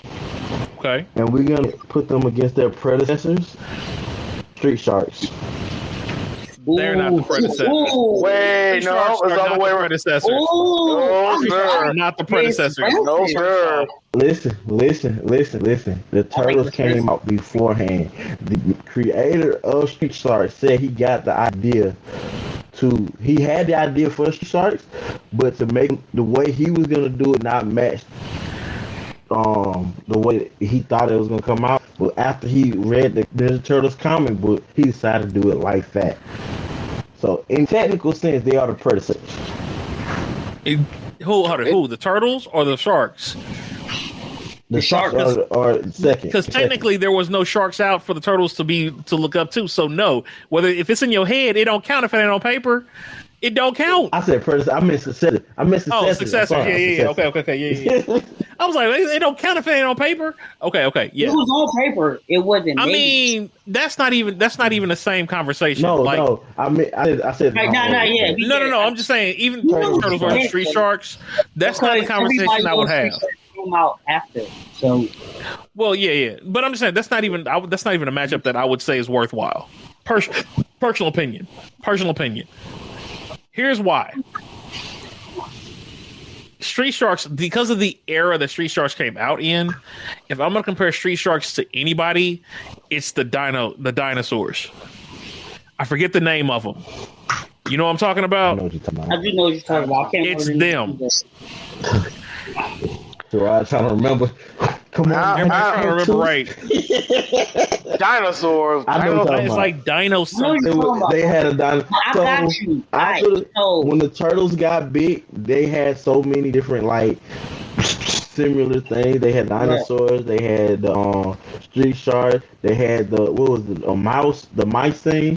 Biker Mice from Mars was my ish, bro. Biker Mice from Mars, you can't. I got one. Now I got one. Biker Mice from Mars versus SWAT Cats. How about instead of Street Sharks? Wait, say that again. Say that one again. Mars versus Street Sharks versus SWAT Cats. That's a good one. Okay. Biker Mice from Mars versus SWAT Cats? Yeah. You pick SWAT Cats? Sorry, fam. Biker Mice all day. No, that's a close one. I think Biker Mice squeak it out. Hey, that's like saying Biker Mice versus Bucky O'Hare, fam. Bikes. I'm in a jet. What are you gonna do to me? The SWAT Cats had a bike too. The Biker Mice's bikes, they could fly in space. What do you mean? Yeah, the SWAT Cats jet can't go into Moto? space. This is not Tom and Jerry. Bruh. Biker Mice from Mars. Biker Mice from Mars is mopping the SWAT Cats, bro. I'm sorry. No, they're not. Vinny and Moto? They're not mopping nobody, bro. They mopping. Listen. Hey, nigga, put it like this. Put them both in the chat in the that's same Ralph and Donatello. That's basically who they are. Yeah. You said, okay, you got Raph and Donatello, but then you got Leo, Mikey, and Raph. Like, who? It's Raph and Donatello against Leo, Mikey, and Raph. Vinny, Moto, and the other one, I forget the other one's name. But yeah. No, nigga. Nah, he's making me think about verses I've been thinking about for a long time myself. Where it's kind of, I might got an interesting one for y'all. But when we finish this, I might got an interesting one for you. With the Ninja Turtles. With the Ninja Turtles, I got a good one for you because I've thought about this for a while. And this is the Ninja Turtles versus a particular anime in a particular era. I got one for you. Go. Who would win? I'm using the 03 Turtles versus Team 7 Naruto after the Chunin exams, because technically the 03 turtles are also Chunin. Fun fact, a lot of people didn't know that they're technically Chunins as well. Yeah. But who you think will win? Team 7 after the Chunin exam or the 03 Ninja Turtles? Team 7. Are we doing straight hands? Are we talking about abilities or straight hands? Question. We're going with just their straight physical abilities. Any turtles. physical abilities that. Turtles. I got turtles again. If we going straight hands, turtles. Going straight hands, no jutsu. If we're going No jutsu? jutsus and all, Team 7. Then right, Team 7. if jutsu's in Team 7, I'm sorry. Straight hands. Well, we're not talking about crazy. Kakashi. I'm No. assuming we're just talking about just the other three. You said We're just talking about Naruto, Sasuke, and Sakura. And yeah, we're just talking. We're not about including them three. Kakashi in this. We're not including Kakashi because Kakashi's a Jonin. But that's not. It's just a battle of. It's a battle of the Guineas. So I'm just saying, Naruto's. Yeah, well, Kakashi's a Jonin, so you want. This is a Chunin fight. So Jay, it's a Chunin fight. No Jonin allowed. Keep on. But here's what I was thinking, because I thought about this because I've seen the 03 Turtles. Like one of the last seasons of the 03 Turtles, they had the ability to turn into dragons, which I think a lot of people that lost season they had the ability to turn into dragons. So do you think Team 7 can beat the Dragon Ninja Turtles? Yeah, nah. Not maybe Shippuden era. Ain't that Aizen's sword? Hold up a minute. Ain't that that's Kenpachi. No, that's Ken's sword. Yeah, that's Kenny's sword. I was about to say, I'm like, for real. Look, you ain't saying nothing, bro. What you saying? Oh Lord. What you saying? So he didn't went to get Zoro's sword. We got the black blade. What you want to do, bro? We got the black blade. Come on, son. What you want to do? And Kenpachi's Senpaku. Look. Oh Lord. Wow. Fun fact, Bokeh got the Christmas. We gotta do. Come on, bro. We gonna have to do best ninja. We gonna have to do best anime swordman one of these days. We gonna definitely have to do anime swordman You don't one want of to these do days. this. So, ladies and gentlemen, Hey, I got let more us coming. know which Comic-Con or what con you want us to show up at, and we will make an appearance. Oh no, I already got that. No, we already got that one. Dragon Okay, Con. where we going? We'll be at Dragon Con this year Dragon then. Con. The only time make somebody go to Dragon Con. Next year. This next coming year, we will be at Dragon Con. So you'll be able to meet us in person. at God Dragon willing. Con. Fool you, bro. Right, as long as, the world's still rotating type deal. Yeah. Oh, nothing crazy is going on here. I've been wanting to go to Dragon Con for like 3 years now anyway. So I've been to New York Comic Con. I actually went to SenchiCon in Alaska. That's kind of a underrated one. That one was kind of fun. That was kind of fun. Going, yeah. That was kind of fun. It gives you a good excuse to go visit Alaska. I'll tell you that much. It gives you a good excuse. I'm with it. Like shit. Like if you want to go to Alaska, at least go to a con at least. Shit. Y'all want to hear a sad story that happened to me at Dragon Con? What happened? Last Dragon Con I went to, we was out there and we was having fun. It was so much fun. So many people was there. I knew it was gonna be some famous people there. I met somebody famous, did not know it was them. The person was dressed as Leroy Smith. I'm finna tell you, he was dressed as Leroy Smith from Tekken. Ain't that Tekken? So it was Tekken. Yeah. Oh. Okay. The new one. If you know who it is, don't say nothing. I'm gonna tell you this. This person is one of my favorite freaking artists. When I say favorite, if you go through my phone, I have all this album except probably the last one. But he's one of my favorite artists. Have been one of my artists forever. Sat there, had a whole conversation to my like the cosplay. He killed it. And 30 minutes later, my friend sent me a picture telling exactly who it was and that he was at Dragon Con. I should look out for him. Did not know it was him. Who was it? It was T fucking Kong. Oh wow. That is hilarious. Didn't even get a picture, did you? I was hurt. I did not get a picture. Yeah. Because him and his daughter was headed to another building. So if you've been to Dragon Con is downtown Atlanta. When you go, it is all with the major hotels and stuff at. All 4 or 5 of them hotels is Dragon Con. Yeah.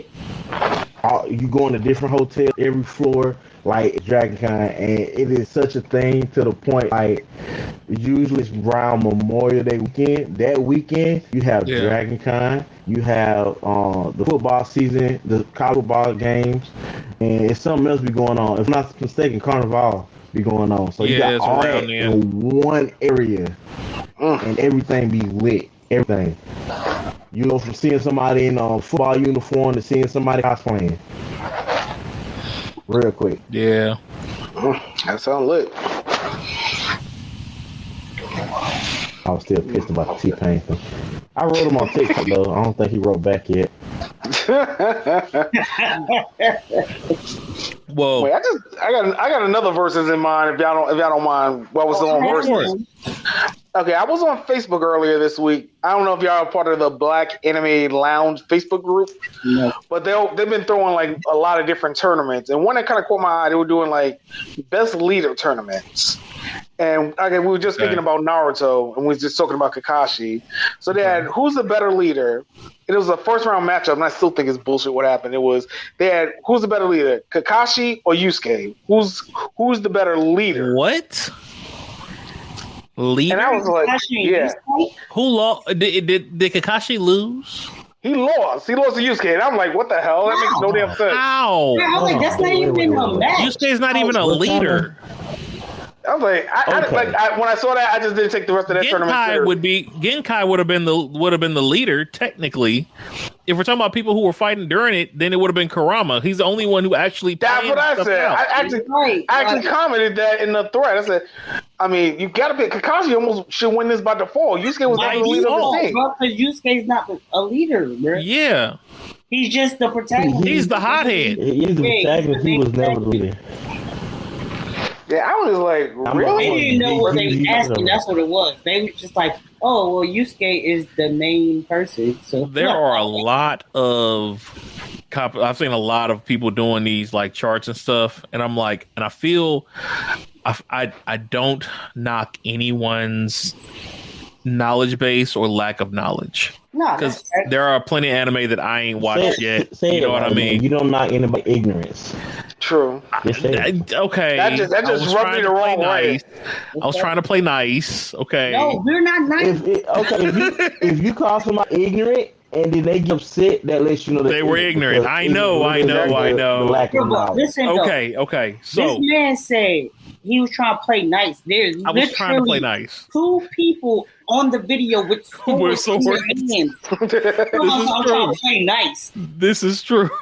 He has a hollow mask on his head talking about playing nice. Yeah. Play nice. Yo, real talk. If there's an artist listening, can we get a bearded hollowified Ichigo? Like, I think that would I'm with the shit. I'm saying no. If somebody said draw that out.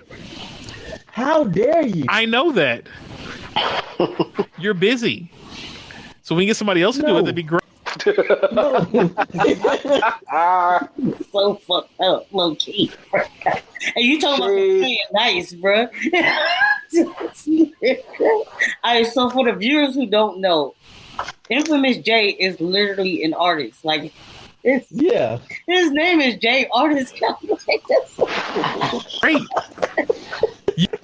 Let's shade. This man okay, hold on. Rewind, because we had a glitch. We had a glitch in the stream, yo. Repeat what you said. We had a glitch in the stream.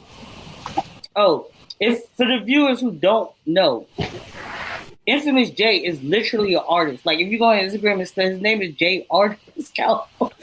Yeah. This guy told us playing nice and go to him and say, can we get any artist that's watching to draw this? Like, the man who's a part of the cast ain't you. Okay, the reason I did that is because he's always busy. He be driving. Y'all saw the man. He was making his money last show. You know what I'm saying? The man got short in his hand. He got things to do. He got things to do, you know. But just saying. I am home. Second off, how you got the mask and you still ain't never thought of that image though? That's what I want to know. See, this is my thing. This is where you messed up at. You didn't act. Me and my brother are drawing our own hollow mask. We're making up our own. I still want to see a bearded hollow. You didn't know. That's all I'm saying. Okay, I will add a beard. I will make you a bearded hollow. Kenpachi style bearded hollow. I'm making Kenpachi mask that has a beard on it. No. I got my beard. I want like an anime style drawing of someone that's like a hollow with a beard. Think about it. None of the hollows had beards. No, they did not. You know what I'm saying? They all had like hair and horns and stuff. None of them had beards. Some of the Iron cards had beards. Some of the Iron cards did, but they didn't have full hollow masks. Yeah. Theirs was like broken off and stuff. Speaking on beards, while we're on beards right now, it is No Shave November. I'm just saying, my beard looks No Shave November. That's all I'm saying. So I'm tired of smoking out gray hairs, but I'm look, the gray, leave the gray, bro. It's just no. I'm gonna fight it. I'm fighting it until the wheels come off. Fight it. You do realize the more you fight it, the more gray is gonna show up, right? Yeah. I don't care. I'm still fighting. A lot of women nowadays that like that salt pepper look. Hey, I just don't wait to be a salt and pepper, bro. I'm trying to go all white. What? I'm not trying to go salt and pepper. I'm trying to go all white. Nah, I can't, bro. I ain't gonna tell you, bro. I can't wait to be a salt and pepper, bro. I need to find a proper. I need to get back into like a proper barbershop just to get mine relined up again. Like it's been that I do need to do. They better not fuck around and make me still be fucking single when I fucking become a salt and pepper. Yeah, I'm trying my best with my beard here, but I have no idea what I'm doing at this point. Yeah, it's like I was trying to trim it and I messed it up on one side and then I thought it was a whole bunch of gray and I panicked. So I just like I'm not. I'm gonna tell you the fun thing about cutting your own beard. If you mess up, you can always fix it. If you cut it too thin, smash it up. It's a tool. I don't know. I have one that you can. It's a funny little shape, but you can put it up to your beard or wherever you're lining up at and cut, and it'll keep you straight so you won't mess up anything. Yeah, like I haven't touched my beard since I did it. I think I might have shaved a little too much off, and then I couldn't get it right. So I was like, you know what? I'm not gonna mess with it anymore. I'm just gonna leave it be and just not touch it. I'm like, I can't get it right. Like I need to get to a barbershop, but I don't know. It's Milwaukee. I don't know. It's the Midwest. That's one thing I do miss about New York. New York had some great barbershops no matter where you went. All day. All right, y'all. So we're gonna switch gears real quick. I got something I did this past week that was phenomenal. I went on a tasting, right? Okay. And my guy, he was like, "Yo, we're gonna go to this bourbon tasting place, taste some bourbons midday, be nice." I walk in, and this is what I see. This is what I see. These are vinegars, bro. See, these are all different flavors of vinegar. When I say 2 hours in the store. 2 hours. It's called Vom Fass. When I say they had Apple Star, they had fig chili vinegar, mango, wild mango, anything you could think of. Like you see the names on here. Date balsamic, aceto balsamic. When I say they had everything, fam, it was amazing. These are the liqueurs that they had. They had wild rose, sour cherry, all kinds of different stuff in here. And I literally said like 2 hours. See, they make their own absinthe. That's crazy. It was fire. When I say it was the cleanest stuff I've had, like I said, it's called Vom Fass. That's their Instagram. For those of you in the St. Louis area, definitely check them out. There's only 10 of them across the country that I know of that I saw on their site. They are independently run, but they're a chain. It's flipping amazing. I've got I got the Apple Star and the fig chili. When I say combined, it is like the perfect sweet, spicy barbecue sauce taste. So I got some chuck beef upstairs that I cooked earlier. I was about to say some motherfuckers about to make barbecue sauce. Yeah. That's sitting in the glaze right now. So as soon as we get off, I will be smashing on that with some rice and some veggies. Yeah, bruh. Like they had, and I say everything, they ship them out. 100 milliliters was like $9 for the oil. They do oils too. So like olive oils, flavored oils, and stuff, all of that stuff, bro. All of that. So if y'all get a chance, check them out online. Like I said, they ship stuff out, deliver. But when I say I will never, like my personal bar will never be from a regular store again after this, it will not.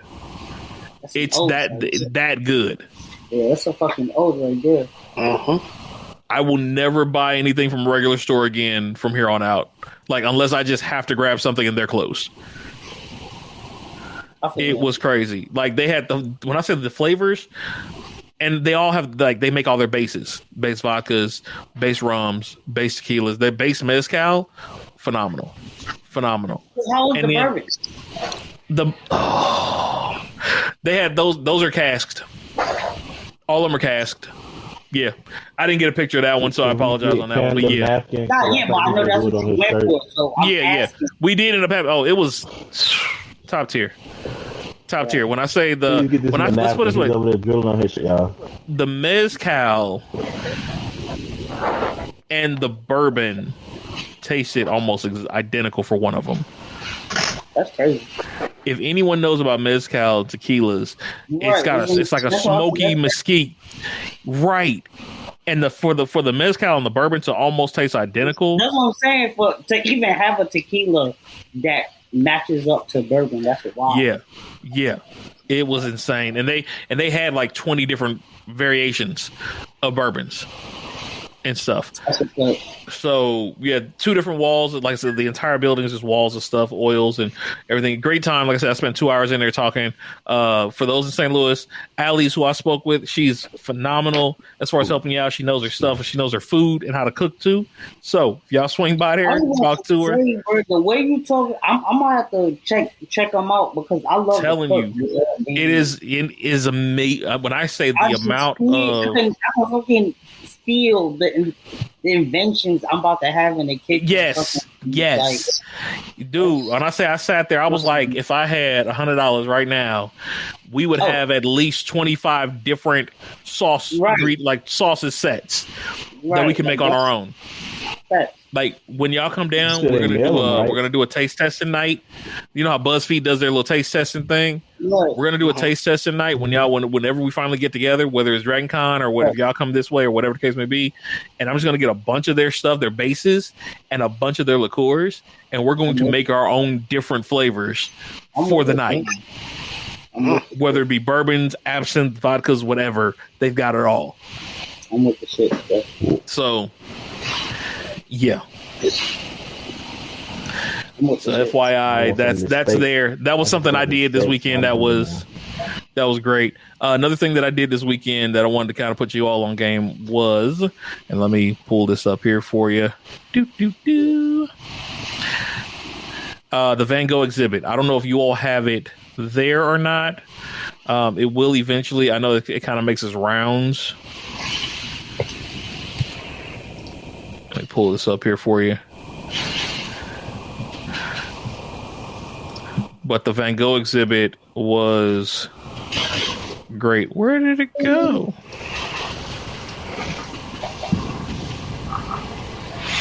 Oh, for real? Now you don't want to play? I get Sherrod a sword. Man, okay. Well, I'll put this up there. Sherrod a sword so he can go in the sword game.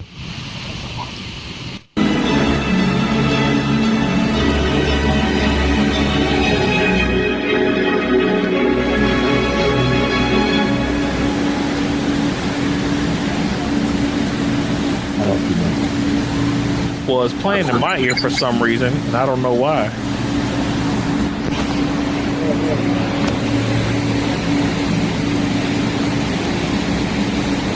Anyway. I'm sorry, y'all. It started messing up again. It's all good. It's because Sherrod don't have a Of course, as soon as... Yep, there you go. Can y'all see something now? There we go. Yeah, I can see something. It was a Van Gogh. It was the entire room. The walls, the floor. It was fully immersive.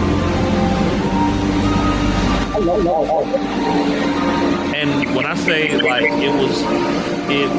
we sat there for about a good 45 minutes to an hour. Yeah, he blinked. Yeah.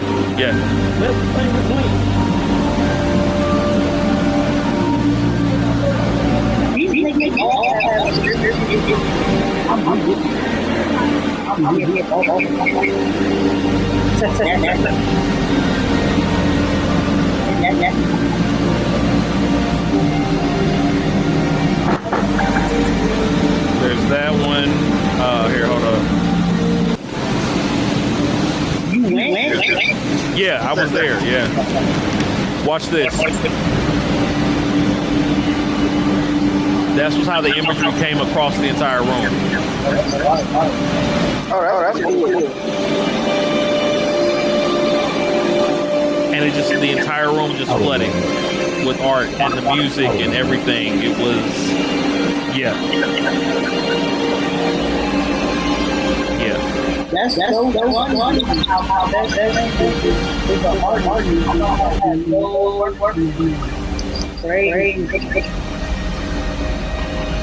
It, like I said, the entire exhibit was. It was phenomenal. I'm gonna do this last one here. Hold up. This one here, I'm gonna make this one bigger for you.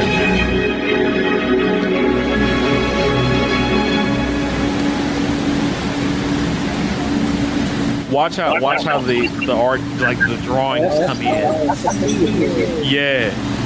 And like think about it, like every wall in there across the floor. The only thing it wasn't was the ceiling.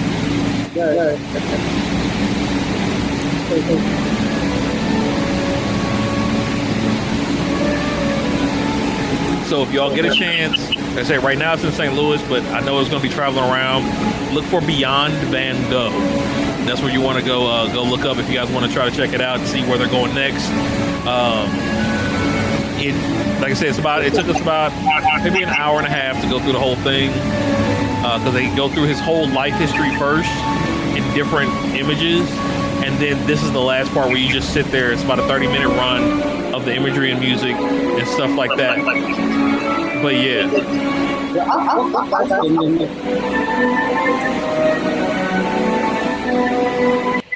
So yeah, just as something to do, I've got some quotes that I got from Van Gogh that I'm gonna be doing some of the Motivational Monday stuff on as well. So I'll save those for later. But yeah, that was something else that we did. That was, like I said, if it comes to y'all area, y'all should definitely try it out. So okay, all right. That shit was fire though. Yeah, it was. When I say it was amazing. It was nice. It was tranquil. Tranquil's the word. Tranquil's the word. That's a good word. So there's one in Atlanta. Okay. Yeah, I know they swing by that way sometime too. So that's why I was like, it just depends on where they're going next. That part I'm not sure. So, well, we have been here for a good 2 hours now. Normally we run about 4. I wasn't gonna try to run that full 4 today because I know everybody got things to do. So I'm gonna leave it up to the rest of the crew. Do y'all want to talk about villain speeches today, or do you want to save that one, pull a few more, and do that one next week as one of our main topics? Probably work better as a main topic. Main topic? That's going to be a long topic. Yeah. Okay. So you all heard it. We're going to do that next week. We will talk about speeches in anime and movies, specifically from villains that make the world make more sense as a regular person. Villains who break the fourth wall with their speeches. That's what we're going to call that. So, yeah, so that's what we're going to do. Monday, we're going to do Motivational Mondays is going to be about dreams and the importance of dreams and having a dream and what that means and why it's so important. So, yeah, other than that, is there anything y'all want to say before we close out? Are we closing out already? Yeah, we're gonna close it early today. All right. Outside of Ichigo. Ichigo over there. Let me share some poetry with y'all, and then all right, let's do that. Then y'all guess what it's about after I read it. Okay. Or more like who it's about. There you go. And you know what? I think today I'll actually go ahead and do a piece myself as we end up too. So okay. So yeah. Take me out. All right. Let's go ahead. Ladies and gentlemen, vocab. I am not lost. I know where I'm going. First off, I didn't choose this life. You made me. Your right hand strength is inevitable with your arms, but what about your mouth? Piling on experiences to increase skill, my blades cut through all, and you drag me through such conflict. But I will fight because I believe in your dream. I will slash and stab and slice and make it a reality while that guy only kicks, a pure annoyance. You think I'm hindered by my lack of an eye, but it was actually made me better. Now I can't be defeated. And as you battle your bosses, I will exterminate all henchmen once I find you. But I'm not lost. You disappeared and your location continues to change. Rengoku Onigiri. Sir. Now, y'all guess who it's about or what it's about. Kenpachi? Bleach? So it's about an anime character, ladies and gentlemen. Yes, those sir. of you who are watching, throw it in the chat if you got it. For the boys on the stream. You said Rengoku. You said okay. Rengoku, right? Rengoku. I said Rengoku Onigiri.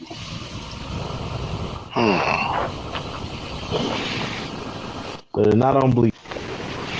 No, it's not Bleach. So, think about how it starts too. Think about how it starts too. I am not lost. I know where I'm going. First off, I ain't choose this life. You made me your right hand. Oh, One Piece. Oh, yeah, that's Zoro. All day, baby. Come on now. Y'all supposed to be paying This piece was about Zoro from One Piece. Very good. That right there. That right there shows y'all the power of words. Mm-hmm. That shows you the power of words. You never know what or how or why, because anything can affect your life in a manner. That right there could have been about anybody. There could be somebody who heard that and that was like, yeah, me. You know what I mean?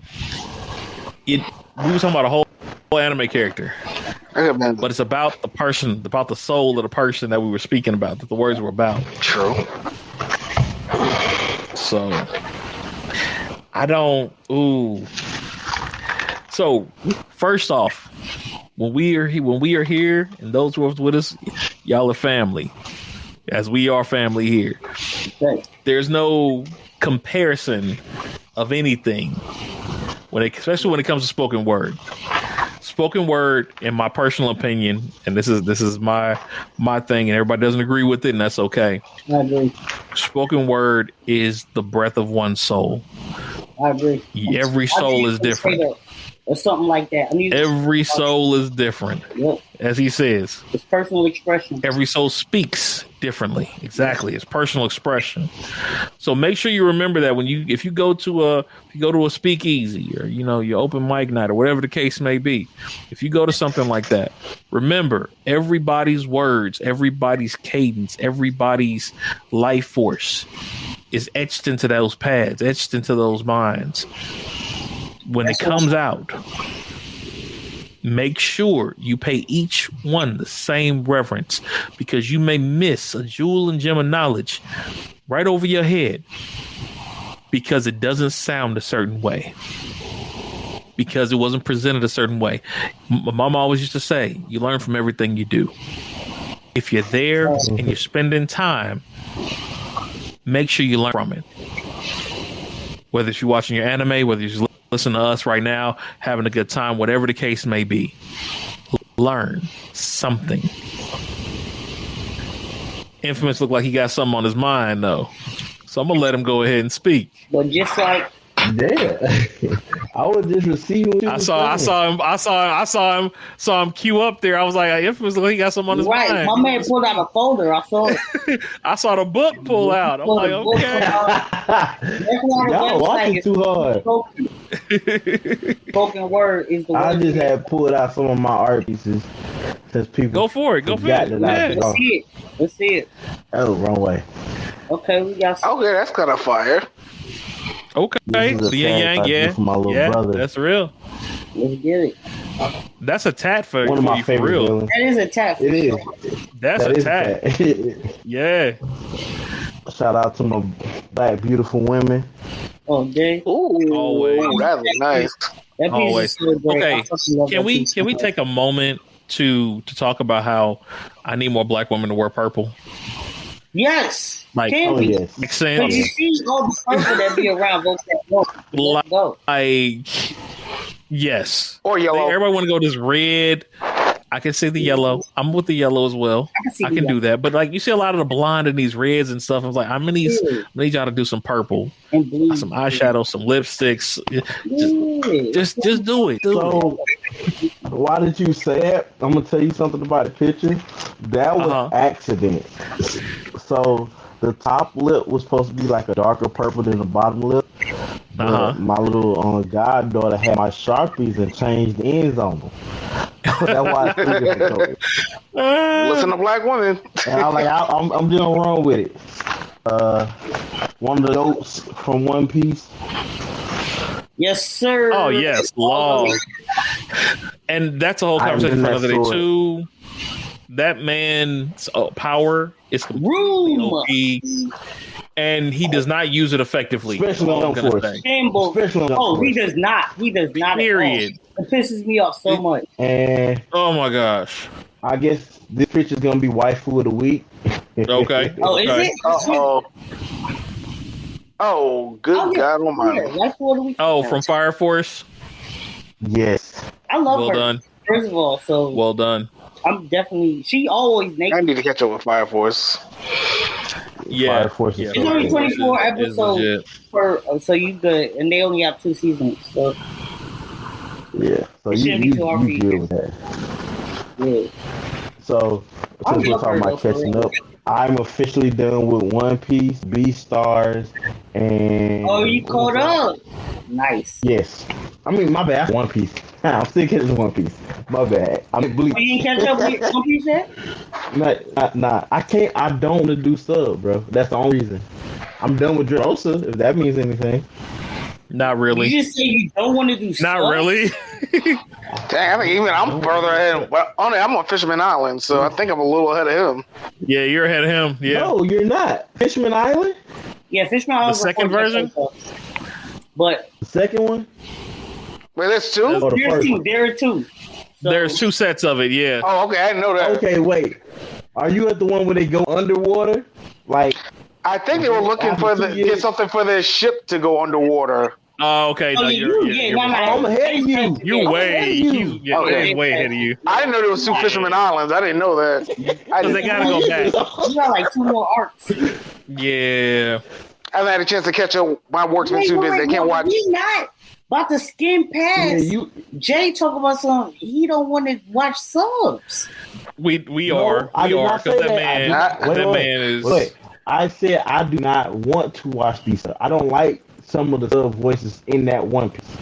I can. Oh, that makes sense. And I can Zoro. I can understand that. Yeah, I can respect it. Did you watch Dub first? Is that why? I mean, of course I watched it. Anybody say they didn't watch Dub first is retarded. I'm sorry. I did. You watched Dub first. I didn't. You're retarded. I watched Sub first.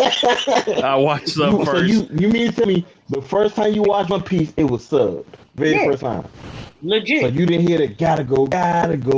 No. That will turn me off. That turned me off from One Piece for a long time. I've never watched One Piece in dub. Ever. Like I've seen it. Episode. I've seen that. I know what you're talking about. I watched the but whole I'd already watched it in sub. The whole thing. I started it. So I mean, I hate that they I started dub. They did change some of the voices from when it first came out in America recently because this is not the same Sanji voice actor. It's somebody. I would assume Yeah, because Funimation took over. Funimation took over for 4 years. So thank God. So 20 years. So yeah, as long as Funimation has Dragon Ball and One Piece, they're gonna make money. that's If Funimation had One Piece, Case Closed, and Dragon Ball, they would never have to worry about money ever again. How many episodes Case Closed got? Close to 1,000 too. Over 1,000. Pokemon's over 1,000 too. Hold on, I'll give you the exact number. I stopped watching Case Closed though because it just wasn't doing it for me. They didn't dub that fast enough. That's the only problem with that. They didn't dub that fast enough. My honest opinion. They're not dubbing One Piece fast enough. Wait, isn't it done like in the 800s already? Not too far behind. No. For what? Case Closed or for One Piece? No, One Piece. Isn't One Piece dub like One Piece in the 800s? I'm caught up in dub, and we ain't hit 800 yet. Oh wow, I thought it was already in 800. It's just after Dressrosa. Oh wow, I thought it was already in the 900s. I thought it was already in the 800s already. Wow. Yeah, because I know a lot of stuff hasn't been dubbed right lately. I don't know where the Boruto dub is, but I haven't been checking for that. Case 988 episodes. 3. I don't think they looking at the private chat. I need y'all to pick a number between 1 and 4. 3. 2. 3. What? Okay. I picked 3. I go 2. All right. Can we get the camera off me? I'm trying to be the attention. Don't like the spotlight. Don't like spotlight, do you? Yeah? All right. No, I know. All right. Well, they said option 3, so I'm gonna pull up the Forest Road. Okay. Y'all gotta give me a second. It's been a minute since I didn't spit a piece. Hey, yo, it's different. People don't understand. It's different reading and speaking, brother. Oh, I bet. That's why it's called spoken word and not poetry. This darkness soon turned to light. I recite this phrase daily to myself. Entrenched in oblivion, I tread forward, or is it backwards? There is no sense of proper direction in this abyss I've called home all these years, but maybe, just maybe, this time will be different. Crossing the paths of those whose roads make my own, all I can think is, maybe this time I'll be able to catch a glimpse of the light at the end of the tunnel. Maybe this time I'll be able to find my way through this forest of lies. That's all this life is, lies. Be they to myself, from myself, or produced from the mouths of those I once held dear, hold dear. I can feel the blades of grass beneath my feet, the sod egging me forward. Don't hold back. Release the beast within. They will never understand you. This forest raised me. Illustrations of empathetic observations have rendered my mind's eye useless, or maybe it's the only one working now. I don't know anymore. There was once a time where the heavenly periphery would amaze me, gazing skyward, the treetops heralding a dawn of wonderment, stars of self-delight and opportunity dancing between their branches as I marched forward. But now, all I see are mangled masses of desolation, each branch strangling the next in its ever-constant race towards the heavens. I cannot die here. Beneath those who would constrain the lives of those tending its roots, I refuse. There is a place where this corruption has ceased, where the heavenly bodies can once again grace me with their presence. And I will make it. We will make it. No one deserves to live a life without wonder. And that's Forest Road. Yes, sir. I know we was doing philosophical pieces, Panda. My bad, Coach. My bad. I don't apologize. Well, I hope everybody enjoyed. As we said, we're gonna try to keep doing that. We'll come up with more pieces or have pieces. We got archive stuff for days, I know. So We'll go through some stuff so y'all can hear as we go through. I do my pieces. See. Then got it started. I could probably pull out a sample from one of the stories I'm working on. I could probably pull something out. We can always do something like that. That's never an issue at all. Never an issue at all. Like I said, everybody, we will also be having the weekly newsletter coming out. Just as a heads up, I will make sure that those are posted in the link for when I upload these to YouTube and everything else. I'll make sure I add that to the link if you all are interested, or just leave a comment. Say, yo, I want to know what's up with the newsletter, and we will make sure you get the newsletter. All right. Well, again, this is the Pandemonium and the rest of the crew signing out. Y'all want to close out yourselves individually, or? He said. Yeah, go ahead. Mm-hmm. Yeah, Jay, what's your piece, yo? I said, I know. I'll do a little mini review of my hero. Next week. He said next week. I said next week. Oh, you said next week. He said next week. Yeah, remember we ain't got the writers group no more, so all our stuff is like in limbo. Piece too. Yeah, nah. He said next week. So that's fine. No biggie. And Rod, ain't no push. You ain't gotta do nothing. You know what I'm saying? If you don't want to, it's just one of those like if we feel it, we'll hit one, call it a day. So got it. Yeah, but let me do a little quick mini review of the My Hero third movie. I know we mentioned the last episode. Let me throw a little mini review for y'all. Let me take my headset off. I haven't watched it. All right, go for it. I'll do a non-spoiler review. When you're done, just give me a thumbs up. We got a non-spoiler version. Okay. I'm gonna do a non-spoiler version to keep it simple. The movie was great. I'm not sure if they're doing it this weekend, but last weekend, if you went, you got a free manga book, and don't read the manga book till after you finish the movie. This is gonna spoil the movie for you. Okay, it's a big spoiler too for the movie, but it was good.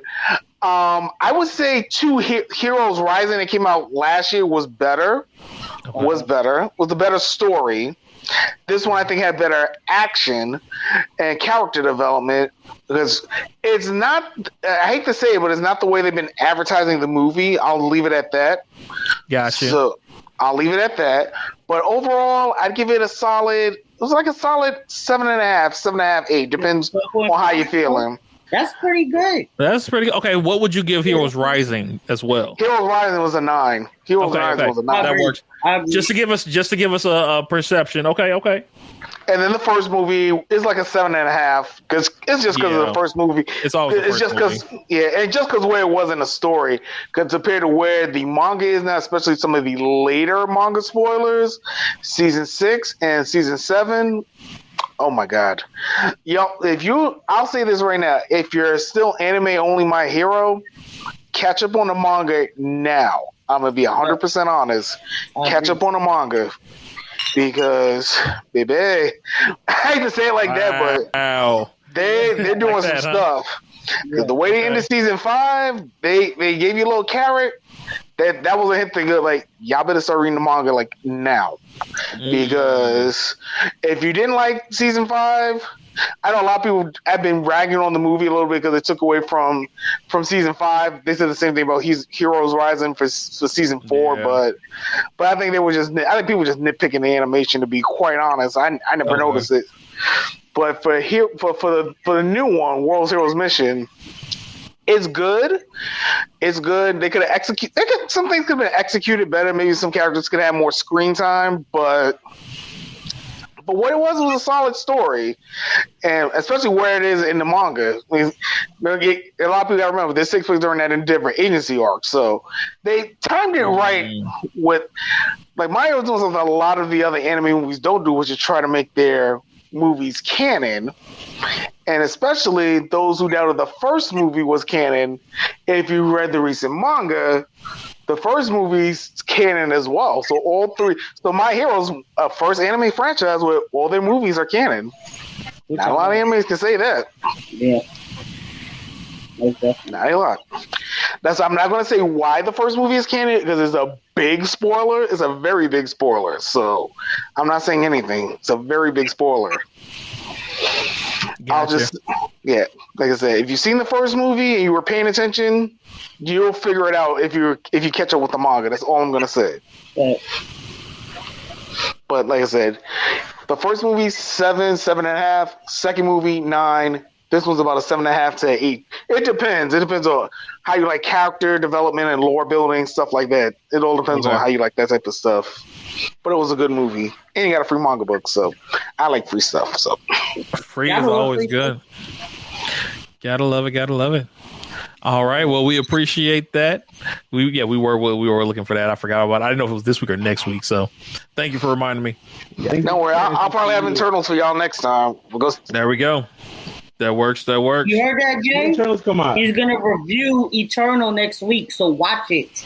I don't care. I'm going to mode. Okay, let me explain myself. I was supposed to went to see it, but I've had issues this week, so I didn't go see it. I actually supposed to be in Alabama, but I didn't go. We'll speak on that outside. The Eternals. I haven't seen Shang-Chi, and I will see Eternals. They're not like those are Shang-Chi. I said Shang-Chi, didn't you? You did say Shang-Chi. Oh, my girlfriend I was like, wow. we talked about Mortal Kombat. It was like, that's all. Yeah. I have movies that I don't care about to the point like you can spoil it and I still watch it. Then I have movies I don't want to hear about, and that's like My Hero because it's actually one of the only animes where the movies are canon. So yeah. That's why I care about Eternals. Huh? I care, but don't care about spoilers. That's what I mean. Yeah. I heard it's good though. Yeah, it's been getting review bombed, unfortunately. But I've been hearing the same. He died out. No. Okay, you back. He got a phone. Yeah, I hit the wrong button on my phone, but I was just saying. Whoops. I was just saying it was getting review bombed pretty badly. So yeah, just certain critics don't like that. It's not that it's diversively inclusive. Let's just leave it at that. My boy gave it an 8, but he said just so y'all a warning is it's more story world building than your typical Marvel. Right. Well, MCU was kind of due for a lore building movie. It's kind of due. Something. Which is probably why it got an 8. So I'm with it. I'm gonna watch it this week, and we'll see what the review is like Saturday. Yeah. Hopefully it like leads up to Spider-Man or something. I'm hoping because Spider-Man. I don't know. I'm like I do want to see it, but I wish it wasn't coming out on Christmas. I really wish it came out on Christmas. I really do. Yeah, I wanted to see that more than even change the order of Eternals. I kind of wanted to see Spider-Man more than anything. But it's just coming out on Christmas and then going to the movie theater around Christmas is always a pain in the ass. So that's why. I don't like going to the movies that time of year. Not right. That means you're going to have to wait a little bit. Yeah, it's not like they're going to do it like Black Widow and put it on Disney Plus. If they did, I'd pay $30 for that right now. Well, I'm going to IPIC to see it, so that's where we got the little cubicle and it's a restaurant there and the bar and all that. So. Oh man, yeah, I know you talking about that shit fire, man. Yeah, if you go to like Alamo or even Oh, word? Oh, okay. Yeah, it was really. I still have not seen Carnage. Y'all can't get mad at me. You still ain't seen what? Carnage was alright. Carnage was good. I still have not seen Carnage. Y'all can't be mad at me. Nah, I can understand. It's okay. I don't know. I'll just tell you this: it's not a movie; it's just a fight. I'll put it just like that. Pretty much, it's not really a movie; it's just a fight. Yeah, it's just a setup to a big tough fight, and then is it a good then there's a post-credit scene, and then the post-credit scene will make your eyes roll depending on your mood. Gotcha. That's what I heard. Post-credit scene was good, but it's weird. It makes no sense. It was weird. Yeah. Yeah, unless you know the comic lore, it's not going to make a hell of a lot of sense. Well, that's why I read comics, so that's good for me. Right. So hopefully, I figure we'll know. Yeah. Okay. That's a post-credit scene that if you don't, it's gonna be like what the fuck. But if you don't know, especially the recent comic stuff, it's not gonna make sense. You're like, okay, right. All right. Yeah, go see it, but it's no issue. Yeah, take your time with Carnage. It's gonna probably end up on Disney Plus eventually. So right. I don't know about that one. That one, maybe Venom. If Venom shows up on there, I'll believe it'll show up. But until the end, True. I'm gonna tell you. I'm gonna go and say it. So the credit scene puts them in the MCU now. Oh, see, he was trying to say the spoiler. That's fine. I know, but it puts them in the MCU, so it's gonna put Venom in MCU. So we'll be able to put that on. Right. Yeah. Gotcha. Okay. Yeah, I was trying to keep it spoiler free, but okay, go say it. That's all right. No biggie. No biggie. Because there's so many ways that can be done. It's still a weird one. Yeah. Like I said, that's the thing about it's so many ways, but the way they did it was so lame. Yeah, that's what I'm like. There's so many ways it could be done. I'm like, yeah, okay. Yeah, if it wasn't for the fact I was paying attention to the recent Venom run, even I was kind of mad at it too. I was like, oh, they're doing this. Like, they're pulling from the recent comic run, what they did with the symbiotes and everything. So, pretty much like the symbiotes are multiversal. Like, we're gonna just keep it $1.50 with the spoils. Like, symbiotes are multiversal. So, yeah. Oh. Yeah, so this whole multiverse thing is that's a whole nother thing. Yeah.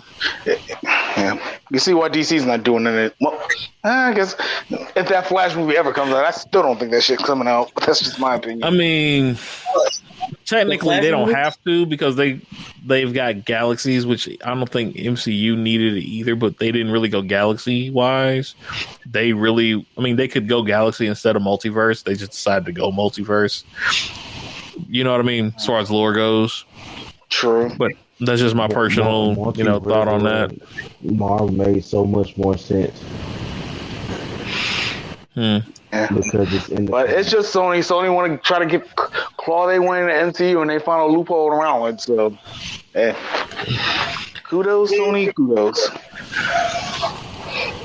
That's all I'll say. Cool. All right. Well, with that being the case, we got our movie wrap up.